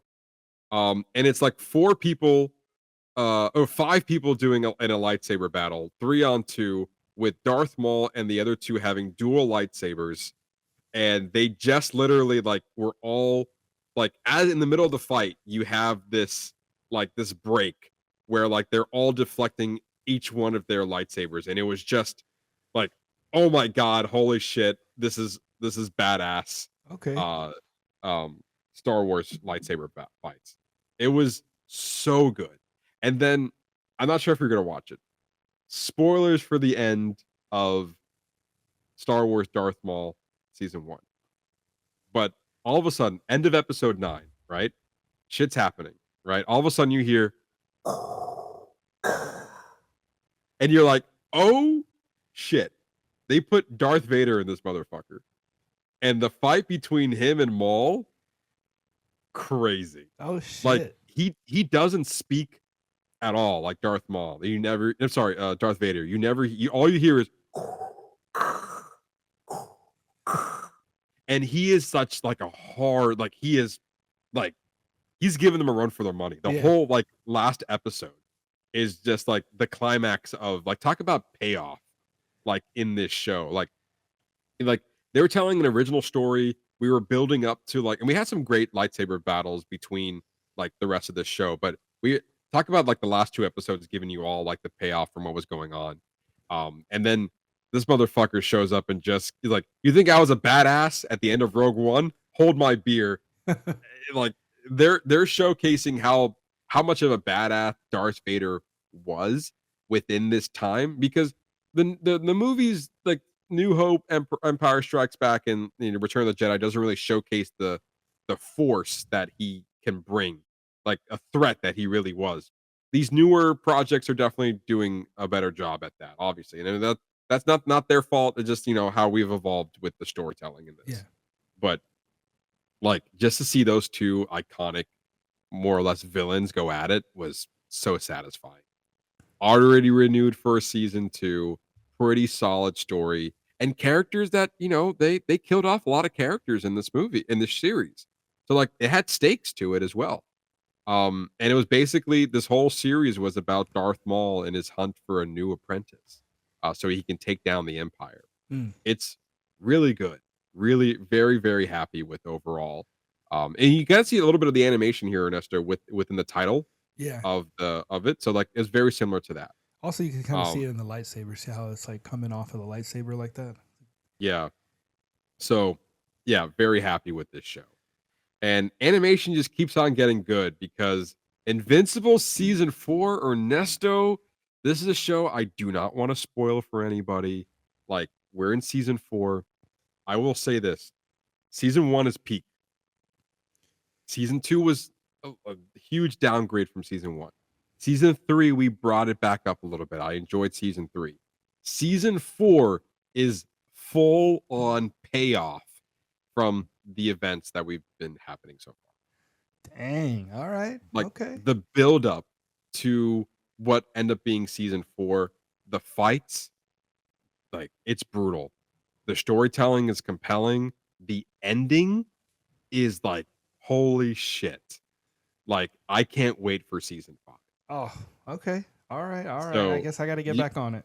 You got to get back on it. It's crazy that you said that you kind of fell off after season 1. Yeah. I watched season 1 and then I started season 2 and then I just couldn't get back into it. Damn.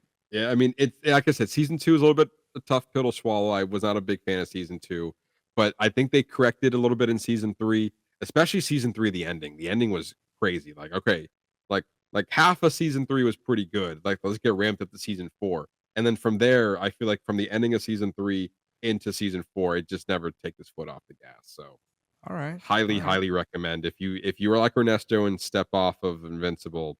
I watched all of season 4 and it's a banger. Like, a TV has been killing it for me lately. Yeah. So, but all right, let's. I'm tired of talking. You talk. Well, we watched this show here. No, we watched it. So, Beef came back, season 2.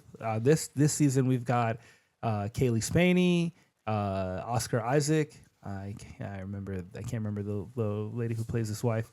Carey Mulligan. Carey Mulligan. I mean, it was good. I think it's a little different. It's the vibe's a little different than season 1, where it is about a beef between, as opposed, this one is 2 couples, as opposed to the first one just kind of being more of a one-on-one situation. But I thought it was an interesting premise, and they kind of, I don't know. What did you think? I liked it. I liked it overall, but I think I liked the first season a little bit better. The first season was a little bit more outlandish, although this season gets like really dark. It got a lot darker than the first season did.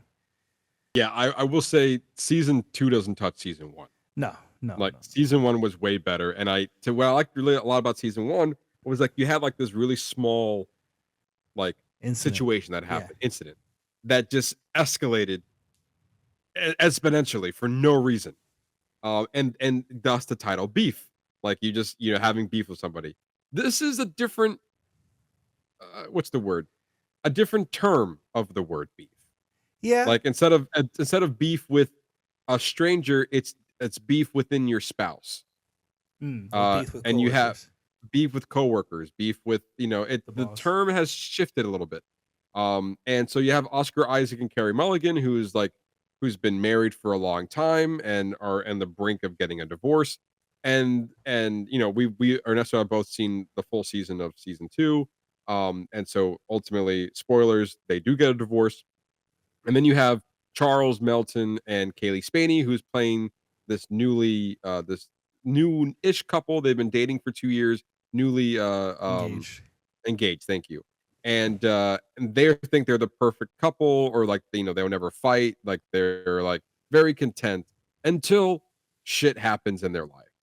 And I feel like the inciting incident that doesn't really do much for the story. I feel like it played a very small part of the story was that they both work at this country club, and they were returning the phone to the manager and his wife, which is Oscar Isaac and Carrie Mulligan, who are very well known in the community as well as a kind of a public face for more or less. And then they happen to having an altercation. You can kind of see in the photo there was a golf club involved where it looks like he was going to hit her, and they happened to film it for security purposes. Now they use it as leverage, and then between the two couples, they get their own beef. But I feel like that never really was the core of the story. The core of the story was mainly about the couples like between themselves rather than two couples going at. Yeah, I mean, there was a little bit of pettiness because Kaylee Spaney's character. What really set it off is when Kaylee Spaney's character went to the hospital, and he Yes. could have helped her, and he chose to wait until the morning. So it's almost like she left there blaming him for having, not being able to have kids, and like causing this big strain of relationship. I mean, it was so uncomfortable when she sneaks into the house, and then she Yes. like puts the blood in the orange juice, and then you have this kind of like back and forth with it, and then eventually at the very end of the episode, he just says "fuck it" and he just drinks it, and then he just cuts to black. I was like, Yeah. it was so. I was more disgusted with the toilet bowl on the airplane. as the airplane. Yeah. Like the fact that they did it twice just felt very like Now, hold on. unsettling. Now remind me, because I remember it being gross. Did she get a drink for her, and then she put it in the cup, right? No. Yeah, so she got a drink for her, which Kaylee Spaney was being very needy at that moment. She was like, "Can you go get me this? Make it a Shirley Temple," right. or whatever she said. But also this and also that. But also that was the moment where Carrie Mulligan found out that she broke into their house, left the door open, and her dog ran away, ultimately with a coyote killing her dog. A very old dog that they both had. So like that was a whole plot line in of itself.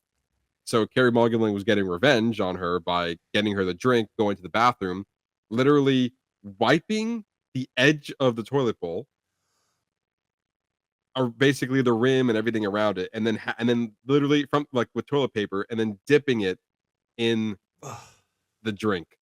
And then they played that same game earlier in the series of like, oh, she was close and she was going to drink it, not drink it, drink it, not drink it. And then she drank it, which was funny because Carrie Mulligan was the one that threw up because she drank it. And then there was no reaction from Kaylee Spaney at all. She's like, what? Because she didn't know. Right. But like, still, like, it can't smell great. It's probably hidden by all that damn grenadine from that Shirley Temple. But I mean, clearly, like, yes, it was even more gross when Oscar Isaac drank the orange juice or whatever juice that they had made.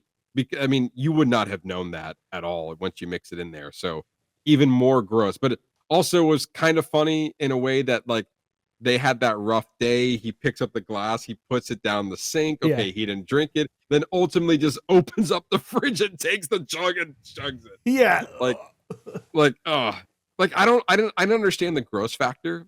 I don't think it added anything to the story. Yeah, it was except just a for like we're growth. being like a pettiness. Yeah, exactly. I did think it was interesting that at the end, like their roles basically become reversed. Like, so it's almost like she wasn't even really upset with them. She was just envious of their life and everything they wanted because she became them at the end of the series. She became them. Yeah, pretty much. And then also, I mean, you kind of feel bad for kind of a lot of them at the end of the day. Like none of them really had true happiness for what they really wanted, Yeah, for the most part. Maybe Carrie Mulligan might have be happy, but all again, she was still looking on her phone the day that Oscar Isaac got out of prison. So like clearly she still loved him. Even at the very end, it's kind of like a weird ending too because she was like, I would be with you, I'll whatever. When he's going to jail, and then they feels like that they reconnected their bond together after filing for a divorce. But then I guess he was in prison for like 8 years, and she was like, well, I guess I just moved on. Like, because they even said like, yeah, she remarried and she's living elsewhere, and he's like, yeah, I kind of figured that much. It was just a very hard cut from like literally like, I still love you, you're going to prison, we're gonna figure this out, to like 8 years later, well, she remarried. well, I mean, time and space could do that to somebody. You know, she's Yeah, so but for far us it was removed. like 30 seconds. Yeah, that's true. That's true. But I mean, you don't want to sit through 8 years of him No, doing that. So no, that's definitely not. And I guess you kind of feel bad a little bit for Charles Melton, who said that he was going to leave Kaylee Spaney because he was no longer in love with her. Things got way out of hand, and he didn't like how she was reacting to the certain situation.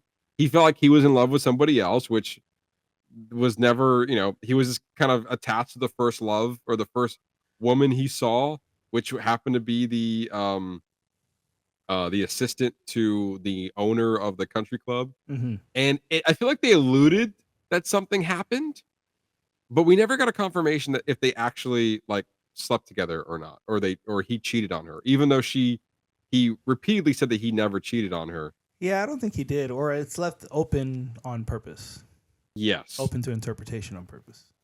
Yeah, it really was. And so there was that. And then also she just felt like this, if he didn't cheat on her, then I just feel like Kaylee Spaney's worry about like not trusting him just kind of comes out of left field at that point.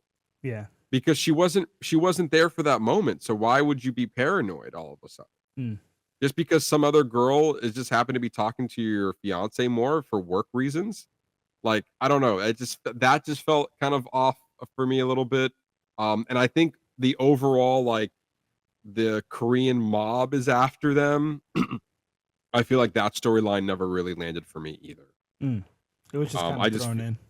Yeah, I feel like the beef of all of those situations, like it was, if anything, it was too much beef.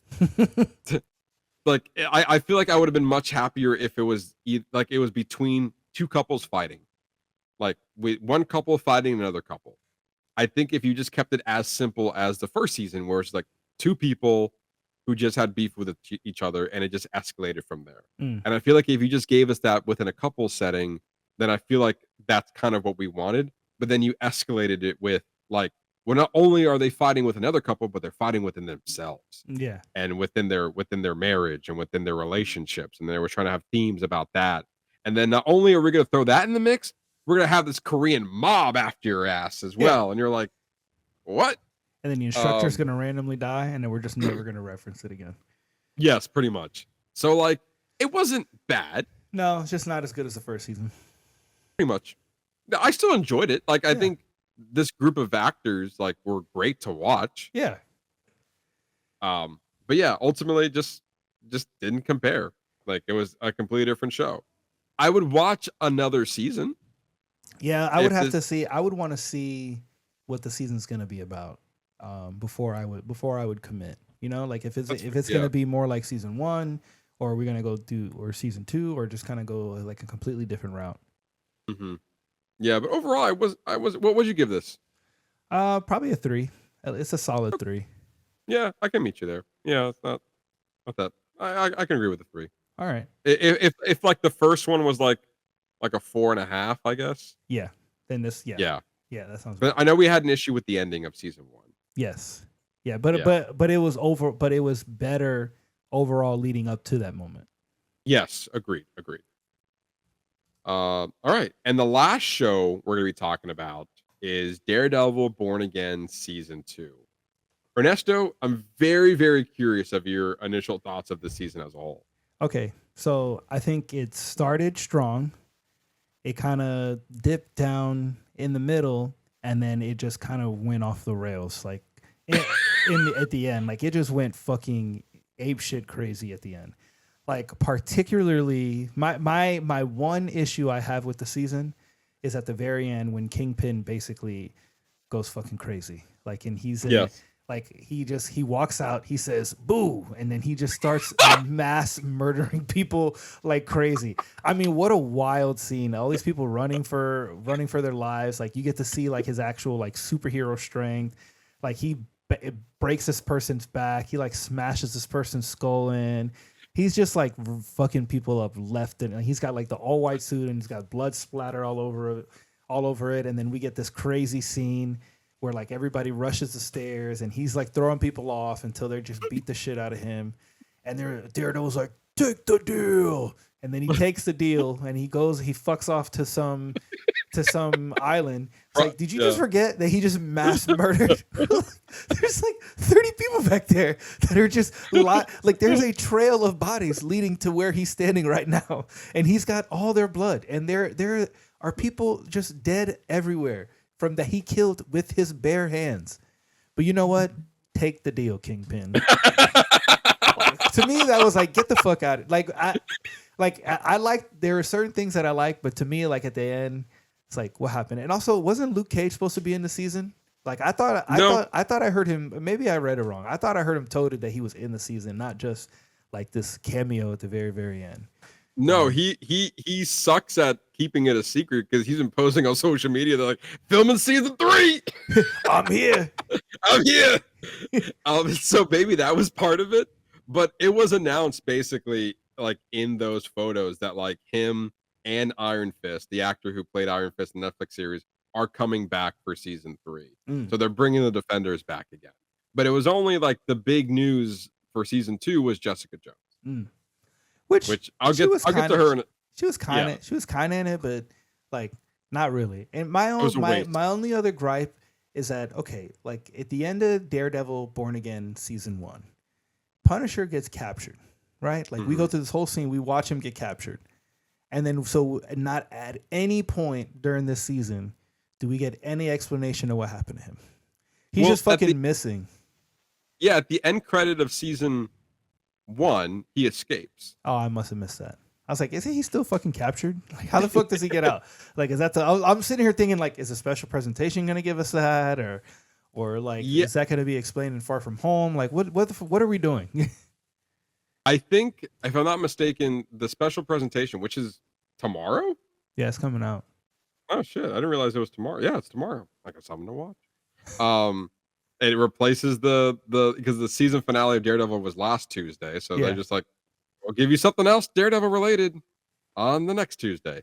But I'm looking forward to that special presentation. However, like, yeah, it was like he got captured and then he at the end of the end credits he escaped, and then I'm assuming it's going to take place after that. And then somehow he's in Spider-Man, so I don't know how the fuck that happens, but so we'll see about that.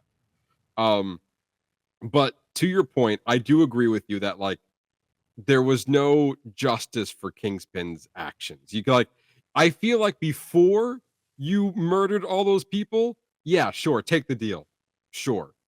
But after, like, guys, come on, Daredevil's going to prison, but Kingpin got off. Yeah, like, exactly. What's going on? Like, I thought a better ending would have been they're both in prison. Yes, in the cells, like right next to each other. And then he's got to deal with the task force and Kingpin in jail. Yes. Yeah, I think that would have been better rather than like him going fucking off on an island. So I like the last moments, like literally what happened to Kingpin the last episode. It did bother me a little bit. Like he didn't go to prison, no justice. He just went to there. However, leading before that, Ernesto, when I tell you, I never laughed so hard, like audibly, to like nothing that came out this year made me laugh so hard. When he opens doors, he goes, boo! And then he just starts destroying people. I audibly like Like, ha! Same. Yeah. I was like, wow. What? It's like that's a choice. I want to know the other takes. Did he say something else? Like that, it was so surreal. And then what happened and followed was nuts. Like that hallway scene. Like, and then they were cutting back to like, oh, look at Daredevil and Jessica Jones kicking ass down a hallway.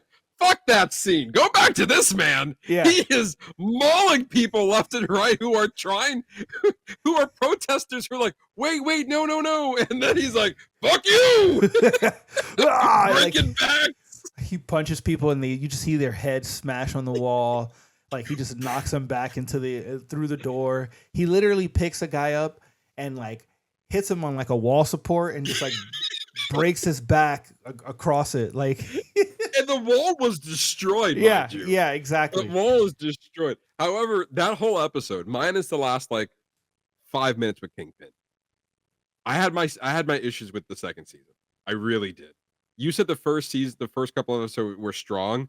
I was struggling. Yeah. I thought the whole thing with the boat and all that, and then when he blew the boat up with all those people on it, well, I guess that was more towards the end. That was probably like the kickstart to like going towards the end of the season. No, that was like the first 3 or 4 episodes. When he blew them up after, or maybe you're right. The ship, all the ship stuff was the earlier season. I could care less. I did not care about any of that. I was like, this is fucking boring. And like, yeah, he's kicking ass, but like, to what end? Like, I didn't feel it. And also, I listened to this in another podcast, and I agree with them. They are so focused on all of the other supporting characters, but not Matt Murdock. Like, yeah. I like BB, the BB report, and what's the other guy's name? The other guy who died that I said, thank God. You know, I could care less about that guy. Oh, like the campaign manager guy? Yes, his name is something Blake. Come on. Daniel Blake. Yeah. Could care less about that guy. And then they were like the relationship that he had with BB, and then they had like the other, like, not the BB report, but like the other one where like she was the like underneath the mask of like this caricature. I forgot what they called that one too. But she was like, they had this other report where she was like dissing what was going on with the Fisk administration. That never went anywhere. I could care less about what Daniel Blake lived or died. They ended up killing him, which was interesting. They did that in post. The original shot was Buck not killing him and walking away because he couldn't kill him. They made the decision. Go ahead. No. What were you gonna say? The decision to kill off the character was made in post. So when they filmed it, he was alive, and then he was able to get away, and then we never see him again.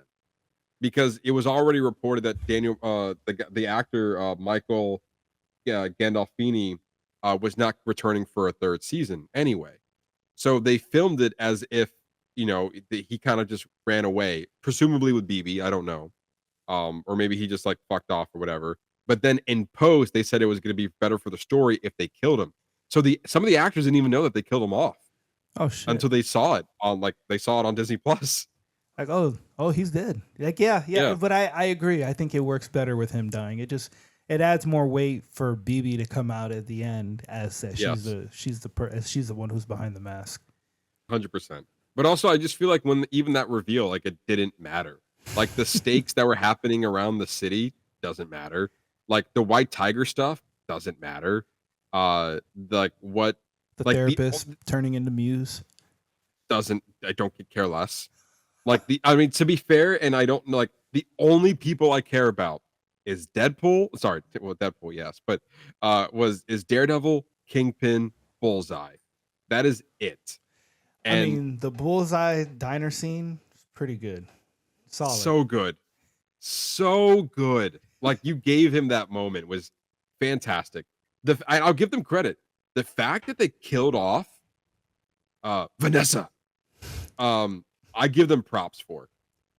Like, I didn't think they were gonna do it, and it was then where I was like, oh, Kingpin's going to go fucking off. Yeah, that's where I thought too. Like he's gonna. I actually see. But I expected that moment to happen sooner. Like as soon as she died, I expected that flip the switch, like he did at Boo, before he Yeah. does at the very end. Like that, I felt like that moment should have happened sooner. But I guess in that moment, like he had already taken Vanessa. But then now this is like he took away. He was getting stripped away the only other thing he had left. So at that point, he's like, "Fuck it, I'm Kingpin." Yeah, it was his only sanity. And also I give them credit too, because unfortunately when I was watching like the episode, it got spoiled for me that she died at the end of episode 4. Mm. So I was like, fuck, that's a big moment for the show. So then when episode 5 came along, so at the end of episode 4, which was the diner scene for Bullseye, we see like the shard of glass Mhm. like in her skull. So I thought that was it. But then all of episode 5, which I loved, by the way. Like I guess the first 3 episodes were not interesting for me at all. Episode 4, when you give us the diner scene for like, there were many parts of the episode I also didn't care for, but the diner scene and then Vanessa, like that build up to Vanessa getting injured at the Mhm. time was great. All of episode 5, I fucking loved it. Yeah. You know why? Because it focused on Matt, Kingpin, Vanessa, Bullseye, and they brought in Foggy for that flashback episode. That's right. And it wasn't until then when I realized, oh my God, 1, they can make good Daredevil TV. But 2, I was like, this is what the show is fucking missing. It was like Foggy brings so much weight to this show. I didn't realize it until they gave us basically a whole episode of that flashback. Because like that interaction, and then also what this show was also missing was fucking Matt Murdock. Period. Being a lawyer. Like he's so good. Like it's this whole season he's behind a mask, and I feel like you got to have a little bit of both. Yeah. To make what like the Netflix series did very well at doing. But like all Daredevil all the time, like this uprising. I never felt there was really that much of an uprising the city had to do. Like I never felt that weight. But that flashback scene was great, and then also the build up to like, is Vanessa alive or not, and that flashback with him and how he first met Vanessa. Like all of that was such a satisfying episode for me. And also for me, thinking that it was spoiled that she died in episode 4, then thinking she has a chance of surviving, then committing to her after coming out of surgery, and then her not surviving the surgery after that. Like they gave her the glimmer of hope where they had a conversation and then she dies. Brutal, but also great storytelling. Oh yeah, especially in that moment when she comes back and she's like, "Oh, I want pineapple juice," and you can tell that he's like already noticing that she's different. It's like, Yeah. you don't like pineapple juice. It makes your lips tingle. Like, okay, all right. Anything for you, Vanessa. It's like, but what are you doing? Why are you asking if I'm okay? It's like, oh, she's got brain damage. It's Yeah. only a matter of time. And then like almost instantly, and it's tough too, because like in the whole episode was really well done. When the doctor hugs him, he's like, I'm here for you, sir. And he puts his hand on him and he looks at him. I was like, I already knew. I was like, he's You're gonna dead. fucking kill him. He's like, Yeah, you're dead now. Bring it in, big guy. Come on, let's hug it out. He's like, and the guy's, he just breaks his back. And then Buck walks in and Also- is like, I gotta clean this shit up. man." Yeah, son of a bitch, man. Another Come one? on. Shit. Also, like again, like they really heavily marketed Jessica Jones in this show. Yeah. And you didn't bring her in till season or episode fucking 6 out of 8? What?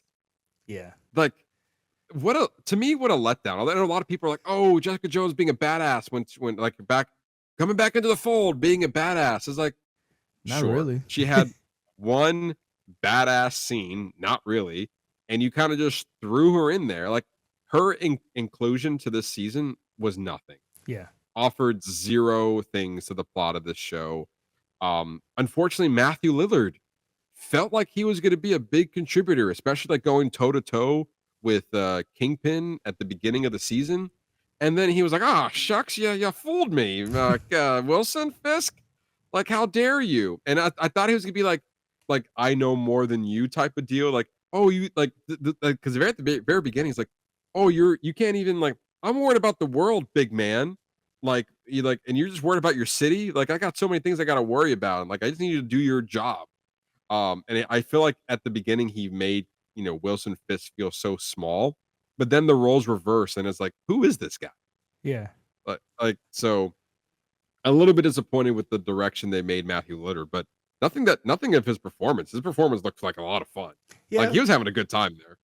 Unless they're setting him up for something later that he can come back to. Which also with that, they said that basically Luke Cage was doing his bidding, but then he was done doing that. Obviously, we get the Luke Cage cameo at the very end, and then but instead, it's like, oh, I got a new guy, and you take out Bullseye. Bullseye doing your bidding makes a lot of sense story wise, but I'm just like, what the fuck do you do, man? What the fuck was Luke Cage doing? That now he's free. Like you gave us zero context of that. So, excuse me, maybe that's going to be explored in season 3. However, if they were ever going to connect this to anything, Bullseye would be very good in the Thunderbolts. Yeah, I think that would work. Yeah, that would work. So there's that. And then but there's also like a lot of cool fighting scenes with Daredevil throughout this season. Like when they were getting people out of the bunker or wherever to escape, that was pretty solid. Oh but yeah, that fight scene, that was a one shot. That fight scene, yeah, exactly. That was pretty cool. I just feel like this show had some really high moments for me, and I really enjoyed the final episode. Like fucking I Am Daredevil, the legality back and forth with him in the courtroom. That's the best part of the show. Best part of the show. And I was like, yeah, motherfucker, he needs to be in the fucking courtroom. Like he was more of a badass in the courtroom as Matt Murdock than he was with most of the time he was a Daredevil. Agreed. Like that tension that him and Fisk were going back and forth, like literally in the courtroom, was such like it was badass. Like that was so good writing. And even the episode before where he was like, we have somebody else in your co-counsel, and you have like the Daredevil music playing, he goes, Matt Murdock here, Your Honor. And then like it was like the building up of him walking into the courtroom, so dramatic. And I was like, oh, this is so cheesy, but I fucking love it. I'm here for it. Finally, he's back, And then he goes, I am Daredevil. And then he's like, how is a blind man Daredevil? He just fucking throws his club across the room. He just grabs it. It's like, any more questions? Yes. A little cheesy. But a very satisfying moment at like that build up at the very end. But overall, this show had some high highs, but also had some low lows. Yeah, I agree. Where would you rate this? I'm kind of floating between a 3 and a 3.5. Probably closer to a 3. How does this compare to you for season 1? Season 1, solid 4. Really? Yeah. Okay. See, I would argue that a season 1, I think this was better overall because it was like it had a little bit more of a cohesive story, but none of this has been matching the Netflix level. Oh, that they were able to. Yeah, that's a whole that's in a league of its own. Yeah. So I for me, I would say that like if season 1 for me was like a 3, then season 2 is like a 3.5. Okay. Like I feel like they could have, if they would have leaned heavily, like just drop your side characters, man. Like just put the focus back on Matt Murdock and Wilson Fisk, like, and just keep it there. That's where your strongest storytelling is. Like, can you imagine if they just focus on them two for the whole season? Like, and them, like, also I forgot them fighting, in the basement. Great scene. Great scene. Like the blood going on the painting, so good. But yeah, overall, another solid season from Daredevil. I'm holding my reservations for season 3, but I'm gonna be there. I'm gonna watch it. I'll be there regardless. They're bringing back all the Defenders. Now, quick question for you before we move on: do you think Daredevil is gonna be in Spider-Man: Brand New Day? I don't think so. Remember, he was already in one Spider-Man movie, but he's locked up right now. But Spider-Man's in prison. Like, there was a prison scene in the trailer. That's fair. So could be. It's possible. He could break him out. He could break him out. Also, it would suck for storytelling wise for Daredevil because you put him in prison only to break him out. So, like, story wise, it doesn't make sense for Daredevil to be helping Spider-Man at all. But I really want to see it regardless. But Daredevil and Spider-Man team up, like, they team up more often in the comics, too. Yeah. So, like, I don't, like, to me, it would make a little bit more sense of, like, hey, you know, Spider-Man, he knew Matt Murdock as a lawyer that was in Far From Home, not Far From Home, No Way Home. Like, he was already in Spider-Man No Way Home as his lawyer. So what if he's watching TV and he happens to see that Matt Murdock outed himself as Daredevil, and all the bullshit that comes out within that in that movie, because the Hand's involved. Daredevil's part of the Hand. Like, the Hand's fucking was in the Netflix series. So, like, there's a lot of evidence to showcase that he is in this movie. It would be a little bit of a disappointment if he isn't, but I'm not going to hold it against it if he's not in at the end of the day. Yeah. But I just feel like that it would make sense if he is, because you put the Punisher in it. So why not? Why not? But anyway, I digress. Anyway, let's move on to our spoiler review now of Mortal Kombat 2. Again, a sequel to Mortal Kombat 2021's Mortal Kombat. Ernesto, how'd you feel of them coming around for round 2 of Mortal Kombat? Yeah, I'll be honest with you. I actually really enjoyed I had a good time. Like, it was a fun movie.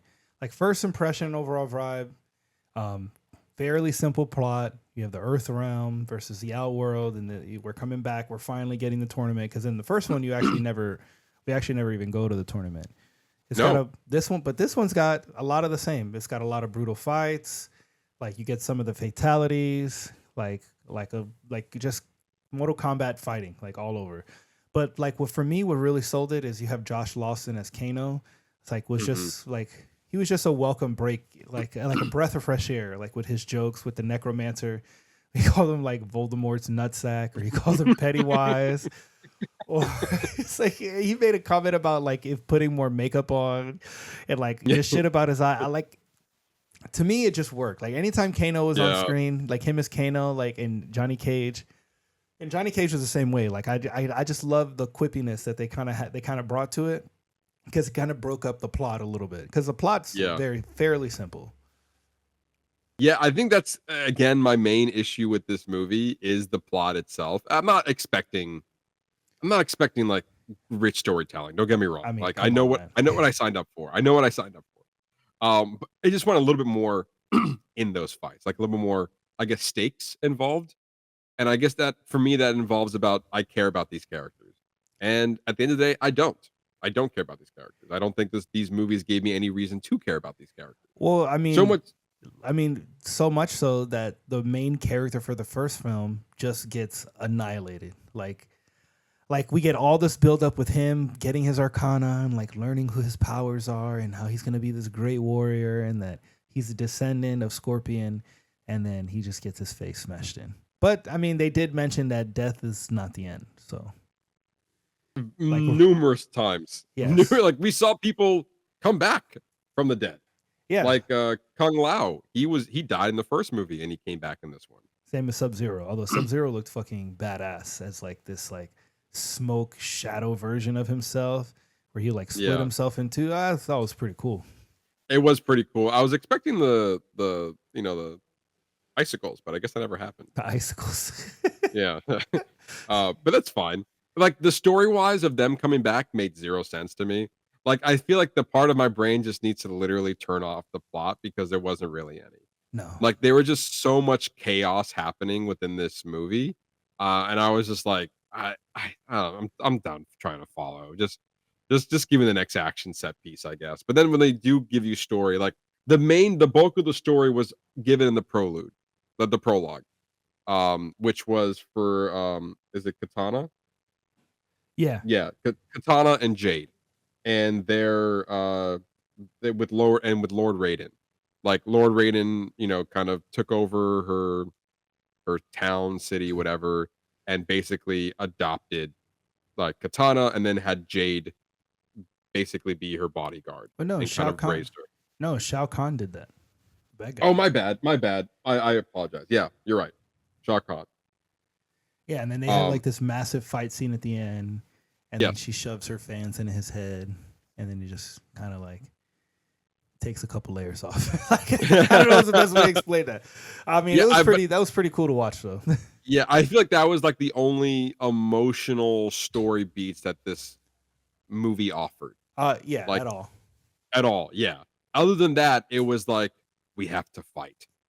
Like, and also Well, they brought in Johnny Cage, who's like you kind of felt sorry for him. He's a washed up 80s actor who's going to cons and no one's really looking for him. And then he's pretty much basically, answering the call of being something better. And not really he answered. He got there, is like, I don't want this, and the tournament told him to show up anyway. So I mean, I will say that the Kung Lao Liu Kang fight was pretty Oh. badass. I mean, come on. best fight of the movie. Yeah, and then like how he That- like gets him to kill himself basically, and he's like mourning over the death of basically like his brother. Like I don't know. I thought like to me, like that and the katana fight at the end were probably the best ones. You're right. I think that was one of all the best fight of the whole movie, but also it did have some emotional stakes to it. Like it was his brother. He didn't really want to kill him or fight him, but he had to. And basically dying at his own blade or from the hat, and at the end of the day, like he's like, I'm gonna come and rescue you from hell or whatever they go. Yeah. Which I thought they were already there. So by the end of the movie, like we got to go back. I don't know. I don't really know the specifics on that particular run there. But also to your point, was it Cole Young? Whole movie. They gave this man a whole movie. Yeah. And you're like, oh wait, we got Caller Urban. Never mind. It's like this is Mortal Kombat, bitch. Fatality. It's just so weird that he was like 100% sidelined. And like he wasn't even the one who got Johnny Cage at the end of the first movie. He was like, oh, I gotta go to LA. And like, why I gotta go to LA? And they showed the poster of Johnny Cage. And then he was like, nah, somebody else can do that. Nah, they got it. I changed my mind on the way. I got to train. Fuck that guy. I don't want to go. LA, it's too hot over there. I don't want to go anymore. I'm gonna go train with my blade arms instead. Like we never like, and then they gave you like this really weird backstory. He's like, I'm okay if I never see my family again. It's like, that was the whole fucking plot of the first movie, was to be with your family again.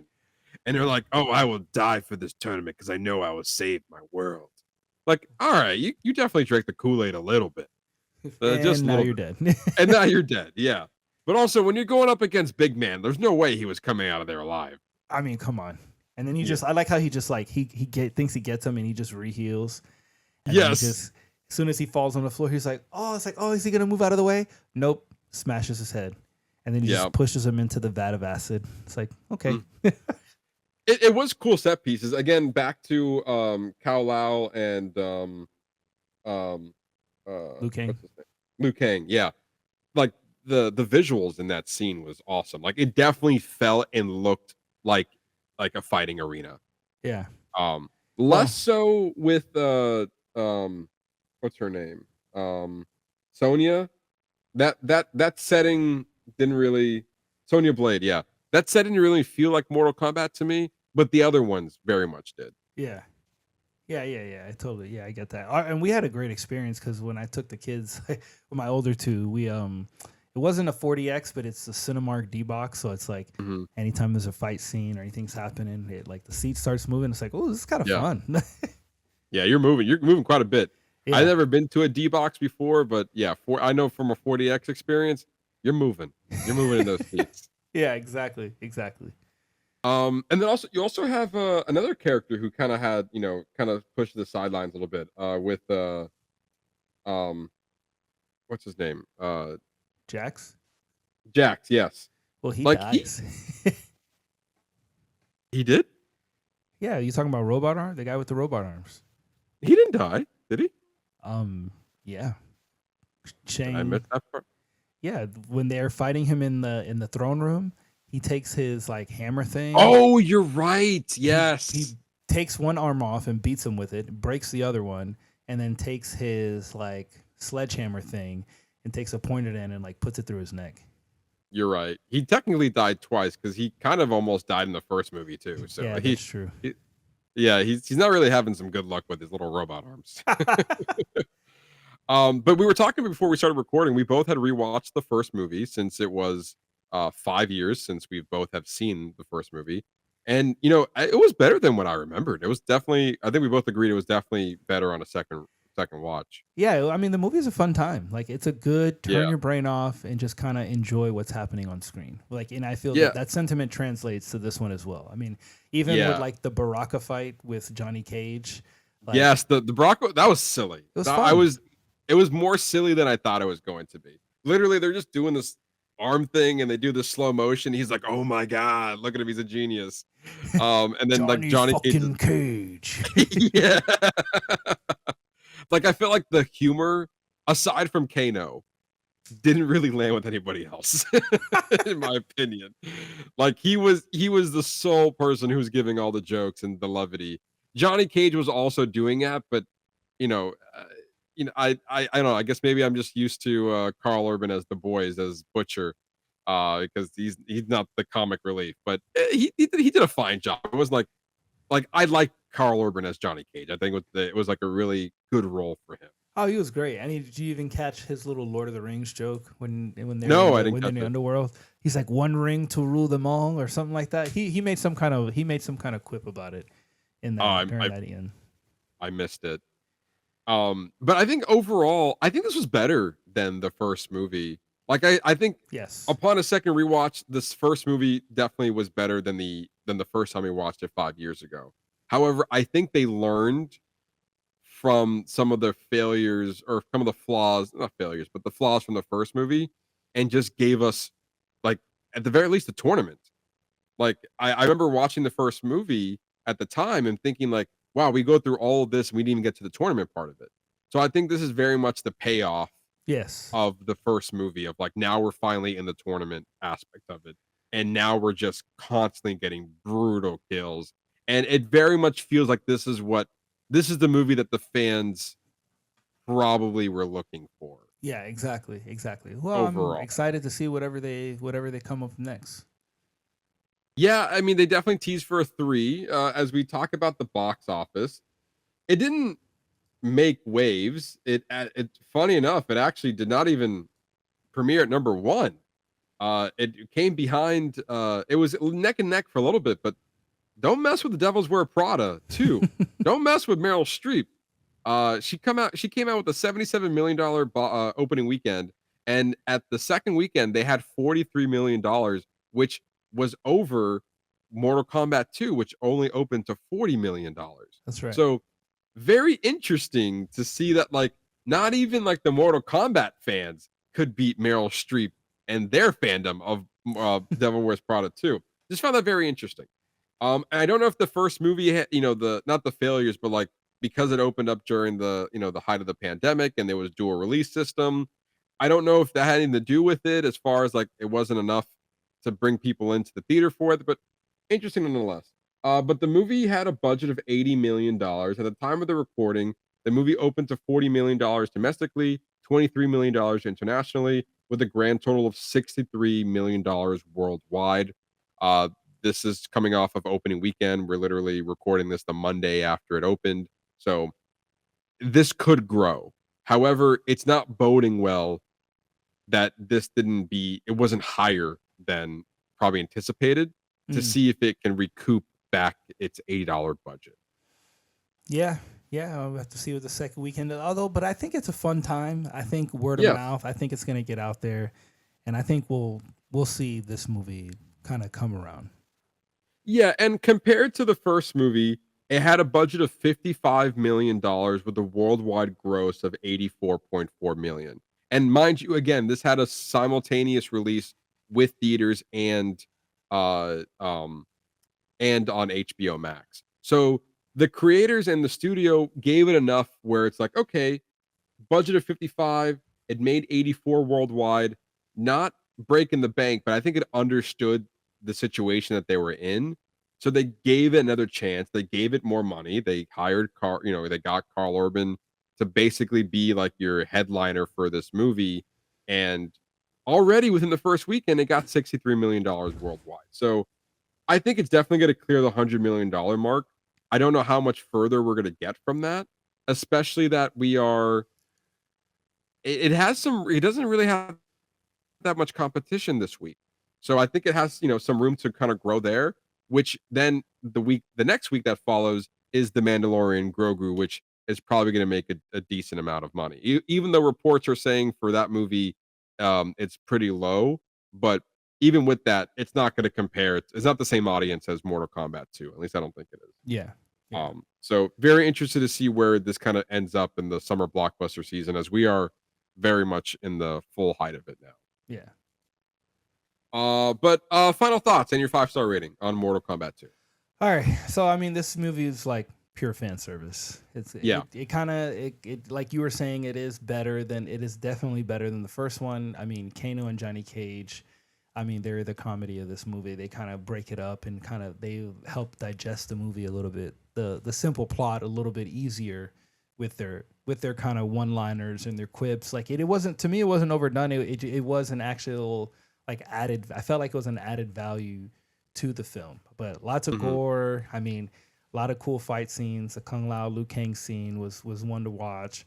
I mean, we do get an emotional arc with Katana, and I felt like I did feel like I actually cared about her as a character. So there's something there with that. But yeah, I think overall I'm kind of in between like a 3.5 and a 4. I mean, what I will say is that this movie did cause us interest because like we're talking about going to GameStop and picking up Mortal Kombat just to have it because like seeing all the characters and like seeing the moves they can do. So I think that like not only is this movie gonna do well, but I think it's gonna generate like old fans like me who grew up playing the older version. It's like, oh well, they got a bunch more games. Like there's one like just a couple years ago that's Mortal Kombat 1, which like kind of restarts the universe. It's like, oh, that's a perfect entry point to anybody wanting to jump on with as old fans coming back or as new fans first coming in. Yeah. I can probably meet you at a 3.5. I think the first one, I think I remember like we weren't doing 5-star ratings back then, but when I was updating our letterbox, I originally gave it a 2.5, like the first movie. And then after I watched it, I literally updated it. It's like, you know what? It deserves a 3 because we weren't really doing the 5-star rating. So I was kind of guesstimating based off the reviews that we were giving at the time, kind of surfing through all like the written stuff that we had there. So I was kind of like guesstimating on where we kind of landed on that. But I was like, yeah, after watching it 5 years later, it deserved a 3. So I updated that on our letterbox page. And if this is slightly better than that, then at the 3.5, it kind of makes sense for me. But yeah, I think it's 100% pure fan service. It's a good time. For me, I look for a story and it's not there. Not to say that I was looking for it deeply. I know the type of movie I was signing up for, but I wanted a little bit more than what we got. It was very much surface level, but ultimately, I mean, the fights were brutal. They were fun to watch. Yeah, it's a good time. You're right. It's pure fan service, 100%. And that's okay too. Yeah. Like, and also if I think I read, let me get this real, where is it? Right here. Yeah, they said the sequel, let's see. Yep. It was the biggest opening for a Mortal Kombat movie ever. So out of all the Mortal Kombats that came out in the 80s and the 90s, this one with a $40 million opening and $63 million worldwide, like, I guess that break the bank. So I'm not sure if that's justifying the studio. It was like, oh, this is the biggest opening for the franchise. Like, I'm not sure if that means anything to them, but it doesn't hurt. Doesn't hurt. I mean, but they're gonna come back and make another one. But yeah, you know what to expect. I mean, you get the one-liners like I don't know what you were expecting. Like you need to sit down, just turn your brain off, and just like don't ask questions. Yeah, just accept. It's more of an acceptance. Which is fine. I just want, again, I'm still a little bit more, and also like from movie 1 to 2, it was like, okay, we're gonna go to the tournament. That's worth like, all right, now let's get ready for 2. If they make a third movie and they're like, well, now we're just gonna save our friends from the afterlife, and I was like, You know what I mean? It's Yes. like who cares about those guys? Let's go get our champions back. Yes, it's like champions, like, and then what? Like to fight again? Like Yeah. like and we have another tournament coming up? Like I thought it was every couple of years. Like we just had one. So we're doing this again. I don't know. I feel like the lead up into like 1 and 2, yeah, let's get the tournament going. So like 2 and 3 was like we got to go to Underworld. Like isn't that where Scorpion was and like, Sub-Zero? Weren't we just there? Did we just do all that? I don't know. I don't know what's going on. But also classic, like get over here. Yeah. Like And not really overdone. Like it was like once or twice that they did it. And it was like Yes, that's just yeah. enough. Yeah, but a good fan service, turn your brain off movie. I'm not doubting that. Yeah. And also the fights were very entertaining and also very brutal, which is what you expect from this franchise. Exactly. So there you go. That's our spoiler review on Mortal Kombat 2. And that is all the show we have for you guys this week. As always, you can follow us on our social media channels on Facebook, YouTube, and TikTok at Box Office Bingers, our X and Letterboxd page at Box Office Binger, and our Threads and Instagram page at Box Office_Bingers. The fun doesn't stop here. It continues on all of our social media channels. So be sure to give each one of those a follow. You can find out what's new to streaming every Friday. We'll give you the box office numbers every Sunday, as well as our movie reviews on our Letterboxd page and our lovely faces on our YouTube, and our fun little reels and stuff like that. YouTube, Facebook, TikTok, it's all there. It's all there. Next week, I think we're still ironing out the details. Yeah. But we can guarantee you we're gonna get a movie. I think we're floating around. It's been a while since we've done a foreign film of the month, so I think you can more or Safe less bet. expect safe bet. That's kind of the realm we're doing. If it's not next week, then it may be the week after. It's gonna be at some point within the near future. We're gonna be diving into a foreign film of the month. You can guarantee that. And then also for the rest of May, we're gonna be looking into The Mandalorian and Grogu. So those movies you can look forward to as well. Well, I think every one of you listen to us talk about movies. We really do appreciate it.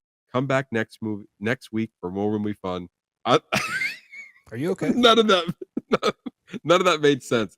It's that time where like just wrap it up, Matt. Just call it. Hurry up. Hurry up. Finish You're your taking show. too long. Say what you're Finish gonna it up. say. Say the same shit you say every single time. All right, we get it. The show's over. We already stopped listening. You said, and that's all the show, and we don't care about it. We don't care anymore. Nobody's care. listening. Hurry up. For some reason, there's 30 more seconds on this. I don't understand what the fuck they're talking about. For that, I've been your host, Matt Diaz. And I've been Ernesto Santos. See ya.